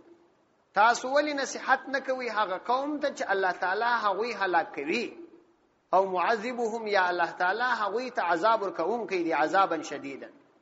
قالوا معذره الى ربكم نو هغوی عذر پیش کوي ستاسو رب لره ولعلهم يتقون فلما نسوا ما ذكروا د دې تفصیل چې بیا ورته راورسېدو کوی فقط ما د هغه آیاتو وضاحت وکړو فلما نسوا کله چې دی هیر کی ما هغه نصيحت ذکرو چې دی تکړل سوی و نصيحت چې دی ته نصيحت کړل سوی و به پاغه سره انجینا الذين نو موږ نجات ورکی هغه کسانو لره ينهون عن السوء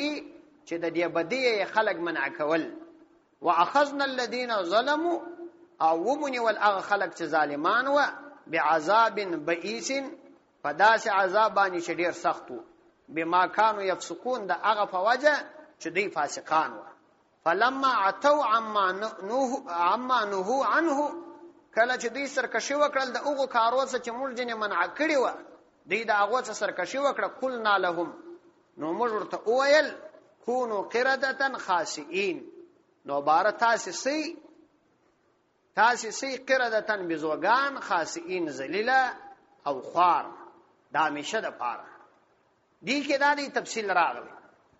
نو دلته فقط ماضی هغه یادونه الله عزوجل کړی ده ولقد علمتم الذين يقينا تاسفوا يسف هغه کسانو باندې اعتدوا چې هغه د حد تجاوز وکي منکم استاسو څخه په سبت د شنبه په ورځ د هغه حکم په باره کې چې دوی موږ منع کړو دا د حضرت داوود علیه السلام په زمانه کې و وقلنا لهم كونوا قردة خاسئين نو موږ اویل په حکم تکوینی باندې حکم تکوینی داري چې اختیار بیا د بنده نه پکشي یو حکم تشریعي دی دا مخکې ما درته تشریح کړیو وقلنا نو موږ ورته اویل لهم دی لره په حکم تکوینی سره چې قهري حکم وکونو سي قردة خاسئين قردة بزوغان خاسئين ذلیل او خوار نو هغه سول ذلیل او خوار سو دوی چې کله بزوغان سول د عذاب قربان راغلیو نو ادغه نیکانو په کلی کې دا د دې وڅنګ تاغه کړي او دا د دې आवाजونه نه اوریدل کېدل. نو بیا هغه ویل چې دا د دې आवाजونه نه اوریدل کېږي. نو چې راغله ده دوی بزوګان سیوه او هغه قریبانې وې پیژندل. نو په جړا باندې به هغه ته ودرېده. 3 ورځې بعد بیا هلاک شو. حضرت عبد الله ابن عباس رضی الله عنه د نبی کریم علیه الصلاۃ والسلام ته روایت را نقل کړي. ابن کثیر رحمه الله را خستی دي. وای صحابه کرامو د نبی علیه الصلاۃ والسلام څخه سوال وکړي چې اے د الله پیغمبره دا وست کم خنزیرانو بزوګانی دي دا هغه دي او کدا نور دي؟ پیغمبر علیه السلام ورته فرمایل چې پر کوم قوم باندې عذاب راشي هغه معذب قوم بیا دوامدار نه پاتې کیږي، نه یې نسل پاتې کیږي. هغه معذب قوم بس مري. نو هغه خلق مرسي دي د هغوی نه پخوا هم بزوګان او خنزیران و ورسته به هم یې. اوس چې کوم بزوګان او خنزیران دي دا هغه نه دي، دا هغه خپل پخوانی نسل دی چې د پخوا څخه دی، دا هغه څه پاتې دي. بیا دلته د مفسرینو یو اکثر نقل کړي ده، دا کیسې هم خورا ډېرې دي. یو اکثر نقل کړي ده د بزوګانو د سنگسار. لیکلي دي چې وای یو بزو نو یو نر بزوګیو د دې سره ناسته و.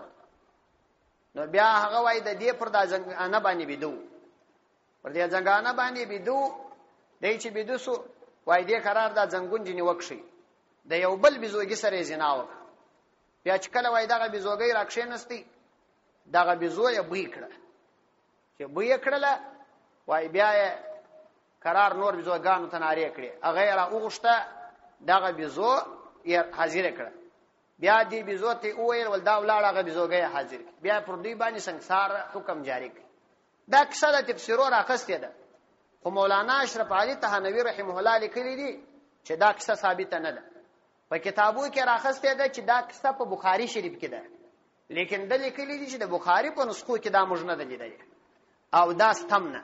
امام قرطبي بیا پر دې باندې ښه تفصیل لیکلی دي چې دا ثابته کیسه نه ده. ځینې کیسې دا کتابو راخستي دا خلک ډېر قسم دا کیسې ته داسې متوجه شو. دغه کیسې خورا دا سړی ته په طبیعت کې خوند ورکوي. اکثر دغه کیسې چې په دا تفسیرو کې راځي دا اکثر ثبوت نه لري، اسرائیلی روایت وي د ځان سره نقل شوی. نو وای دغه کیسه اصل نه لري، نه په بخاری کې شته نه په مسلم کې شته. امام قرطبي پر دې ښه تفصیل لیکلی دی. اوس یو مسله په دې کې راوته. هغه مسله دا ده چې دا حیله کول دا جائز ده که ناجائز؟ لکه دوی چې دا حیله کول چې د شنبې په ورځ به دغه حوض ورته جوړ کړی و چې دا مایان به د حوض تراله دیوال به ورته وه، بیا به یې قرار د یک شنبې په ورځ باندې نیول. د حیلې په ارتباط باندې تر ټولو عمده خبره او وسا خبره چې د همیشه دپاره ستاسو یاد وي، هر هغه حیله او هر هغه ترتیب حرام دی چې د هغه په وجه د شریعت یو اصل او حکم بدل شي. که د شریعت حکم ته تغییر پر رسیدي هغه سي حیله بیا منع ده، روانه ده. لکه دا د زکات حیله چې څوک کوي چې کله کال پوره کېږي باره قرار دی واخې زکات خپل زوی ته تسلیم کړي، وایي ما تا ته وبخښلی. خو نو دی فقیر سو چې دی فقیر سو کال ور باندې تېر سوی نه دی، زکات د غاړې واوښت چې دغه یو ور وبخښلی هغه یو ګړی بعد بیرته دته وبخښي. چې ویې بخښلی خو بیرته د ده مال سو د سره څه بل کال غواړي، بیا چې کال تېرېږي بیا دا سلسله روانې. نو دا د شریعت حکم ته تغییر ورکول دی، دا حرام دی. لکه دلته چې دا یهودانو دا کار کاوه، دغسې حیله که د شریعت حکم باطلاوه یا د شریعت حکم ته تغییر ورکاوه دا حرام دی. او که د شریعت حکم ته تغییر نه په رسېدی نه د شریعت حکم په بدلېدی هغسې حیله بیا پروا نه لري. لکه دا فقهاو چې په ځینو کتابو کې را نقل کړي او خپل نبی کریم علیه الصلاۃ والسلام هم دغسې یو ترتیب کړی دی. هغه داسې و چې یو صحابي را ولاړ سو، یو ښه خورمایه یوه کاسه ښه خورمایه دا یې په 2 کاسو کمزوري خورما باندې واخیستل. انو دا خو جنس او موضوعي شی دی، ام یې جنس یو دی ام یې وزن، انو دا خو سود دی، نو دا خو منع دی. او دا صحابي عوام ورته سوی، پیغمبر علیه السلام ورته ویل داسې مه کوه دا سود دی. ته را ولاړ سه دغه خورما چې دا 2 کاسې ده دا خرڅه کړه، د دغې په قیمت باندې هغه 1 کاسه بیا رانیسه. نو دا بر سود ناراضي. نو اوس ګوري پیغمبر علی السلام هغه ته طریقه وښودل، خو د شریعت حکم نه دی بدل شوی. هغه کار نه دی راغلی، شریعت منع کړی و، هغه کار نه دی شوی، هغه سي هغه په خپل حال پاتې. دغه سي حلا بیا جائز. یا د مثال په توګه ته غواړې چې یو ځای سرای خرڅ کې پر یو چا باندې، ستا څنګه ته ستا مسایا هغه د سرای نه پریږدي او ستانه د خوښه چې د سرای پر دې مسایا باندې خرڅ کړي، یا هغه بد سړی دی یا ستا طبیعت داسې دی نه غواړي چې پر خرڅ کړي. اوس خدای د شفع دعوه کوي، نو د شفع حق لري. نو ته داسې یو چم کولای شي چې ستا د مسایا په برابر باندې داغه 1 متر مځکه دا راواخه هغه سړی ته چې پر چا سرای خرڅي هغه ته وبخښه، د داغه حصے قیمت به پر دانو رمزکه باندې واچو. اوس په بخښه کې خو بیا څوک شپنه شي کوي، په دې خاطر باندې به د شفع حق لاړې ختم شي. خو په دې کې د شریعت حکم نه دی باطل شوی، ولی چې دا د شفع حق صرف د دې لپاره دی چې امسایا د سرای پر داسې چا خرڅ نه کړي چې سبا هغه مسایا د ته ضرر ورسي. نو کدا چې سړی تارا وستي چې ضرر یې ته نه رساو، نو د ته څه تاوان دی؟ خو د ته هیڅ تاوان نه دی رسوي. یا د مثال په توګه ترا ولاړ صدا چموکه دغه شفع حق د دې امسایه سره نيسه، دا مسایه څخه رانیسه، هغه توای چې ستا د شفع حق دی دا سرای خرما خرڅ کا، انو هغه توای چې 50,000 راکه، نو دا حق نه خرڅیږي، دا حق شرعاً اصل نه لري، په خارج کې وجودي شی نه لري خرڅي، انو پیسې حق نه کیږي، د شفع حق هم باطل. یا داغه یو سړی خپل شې ته طلاق ورکی ورته وایي چې ته اختیاردار یې، طلاق ستا اختیار دی. په مجلس کې ورته ویل چې کتا ځان ته طلاق ورکوي ورک، انو ته ورختا شوی چې اوه اوس خو دې طلاق اختیار هم ورکی کې عرب لا در تراري ځان درته طلاق کوي. نو ترا ولاړ څه د دې څخه دا اختیار رانیسه چې جنرال نه وي، دا خو اصل نه لري. په دې وجه باندې دا مخیره چې اختیار وکړسوي دي چې پیسې دي ورکړل، دا پیسې هم حق نه کیږي ځکه دا خو په خارج کې اصل نه لري، وجود نه لري. لکه ازمن استادو د تیل پروشانو هواوي خرڅيږي سره، انو قرار به پیسې هم حق نه کیږي، هغه طلاق به هم فلاس بیرته درشي، د دې حق به باطل شي. دغه حیلیه کچيري د ضرورت پر بنیاد باندې وسی پروا نه لري، لیکن بلا ضرورت کول هم علما نه مني او عوام خو دی وای د دې ځان بالکل ساتي، ځکه هغه ته د اصول نه معلومي کېدلای شي پروالا سره دا چمو کې طلاق جنې واقع شوی دی، بیچاره به خبر نه. نو حیله په دغه شکل باندې بیا پروا نه لري، لیکن عموما وای حیله باید سړی ونه کی. پیغمبر علیه السلام یو حدیث کې فرمای لا ترتکبوا ما ارتكبت اليهود، تاسو دغه حیلو مرتکب ما جوړیږي کوم حیلی چې دا يهودانو کولې، فتستحلون محارم الله، نو بار به تاسو هغه شان چې الله حرام کړی دی هغه حلال غني بأدنى حيل، فمعمولي حیلو، نو دا کار مکوي. نو دغه په ارتباط باندې دا حیله منع دي. د حیلو په منع کې یو وجه دام ده چې دا بدعات تبار لار نه جوړیږي، دا بدعتونه عموما د حیلې چې ډیری کېږي دا بدعتو ته لار جوړیږي. نو په دې ارتباط باندې د بدعتو څخه باید سړی ځان وساتي. د بدعات پرد کې بهترین کتابونه یو مدخل د ابن امیر الحاج دی، او یو اعتصام د شاطبی، یو کتاب الحوادث د ترتوشی، او یو الامر بالاتباع والنهي عن الابتداع د سیوطی رحمه الله. هغه کیم د دې حلو قرار رد کړی دی په دې څلور سره کتابو کې چې دا سینې دی او دا د بدعتيان ډیری کوي دا حلیه. قلنا لهم كونوا قردة خاسئين فجعلناها، نو موږ وګرځوي دا کلی، نو دلته به وای دا د ها ضمیر قریه تراجی، ولو کدلته د قریه ذکر نه دی راغلی خو سورته عرب کې تیر سو، او سی روایت هم دادی چې دا ضمیر وای قریه تراجی، چا د غمایانو تراجی کړي دي، چا عقوبت تراجی کړي. وجعلناها، نو موږ وګرځوي دا کلی، یعنی د دې کلی خلق نکالن عبرت لما بین یدیها، دا هغه کسانو د پاره بین یدیها چې د دوی سره حاضر و، لما د پاره د هغه کسانو بین یدیها چې د دې کلی سره حاضر و، یعنی د دوی د هم عصر د پاره مو عبرت وګرځاوه، که هر څوک دا کار وکي الله عزوجل به دا سزا ورکړي. وما خلفها، او هغه چې د دې کلی ورسته دي دا غوی د پاره مو عبرت وګرځاوه، مطلب دا چې در قیامت تر ورځې پورې کوم خلک را روان وي وروسته د هغو دپاره مو عبرت شو. وموعظة للمتقین، او نصیحت مو وګرځاوه دپاره د متقیانو چې هغوی نورم د دې څه عبرت واخلي او آخرت ته متوجه شي. صدق الله.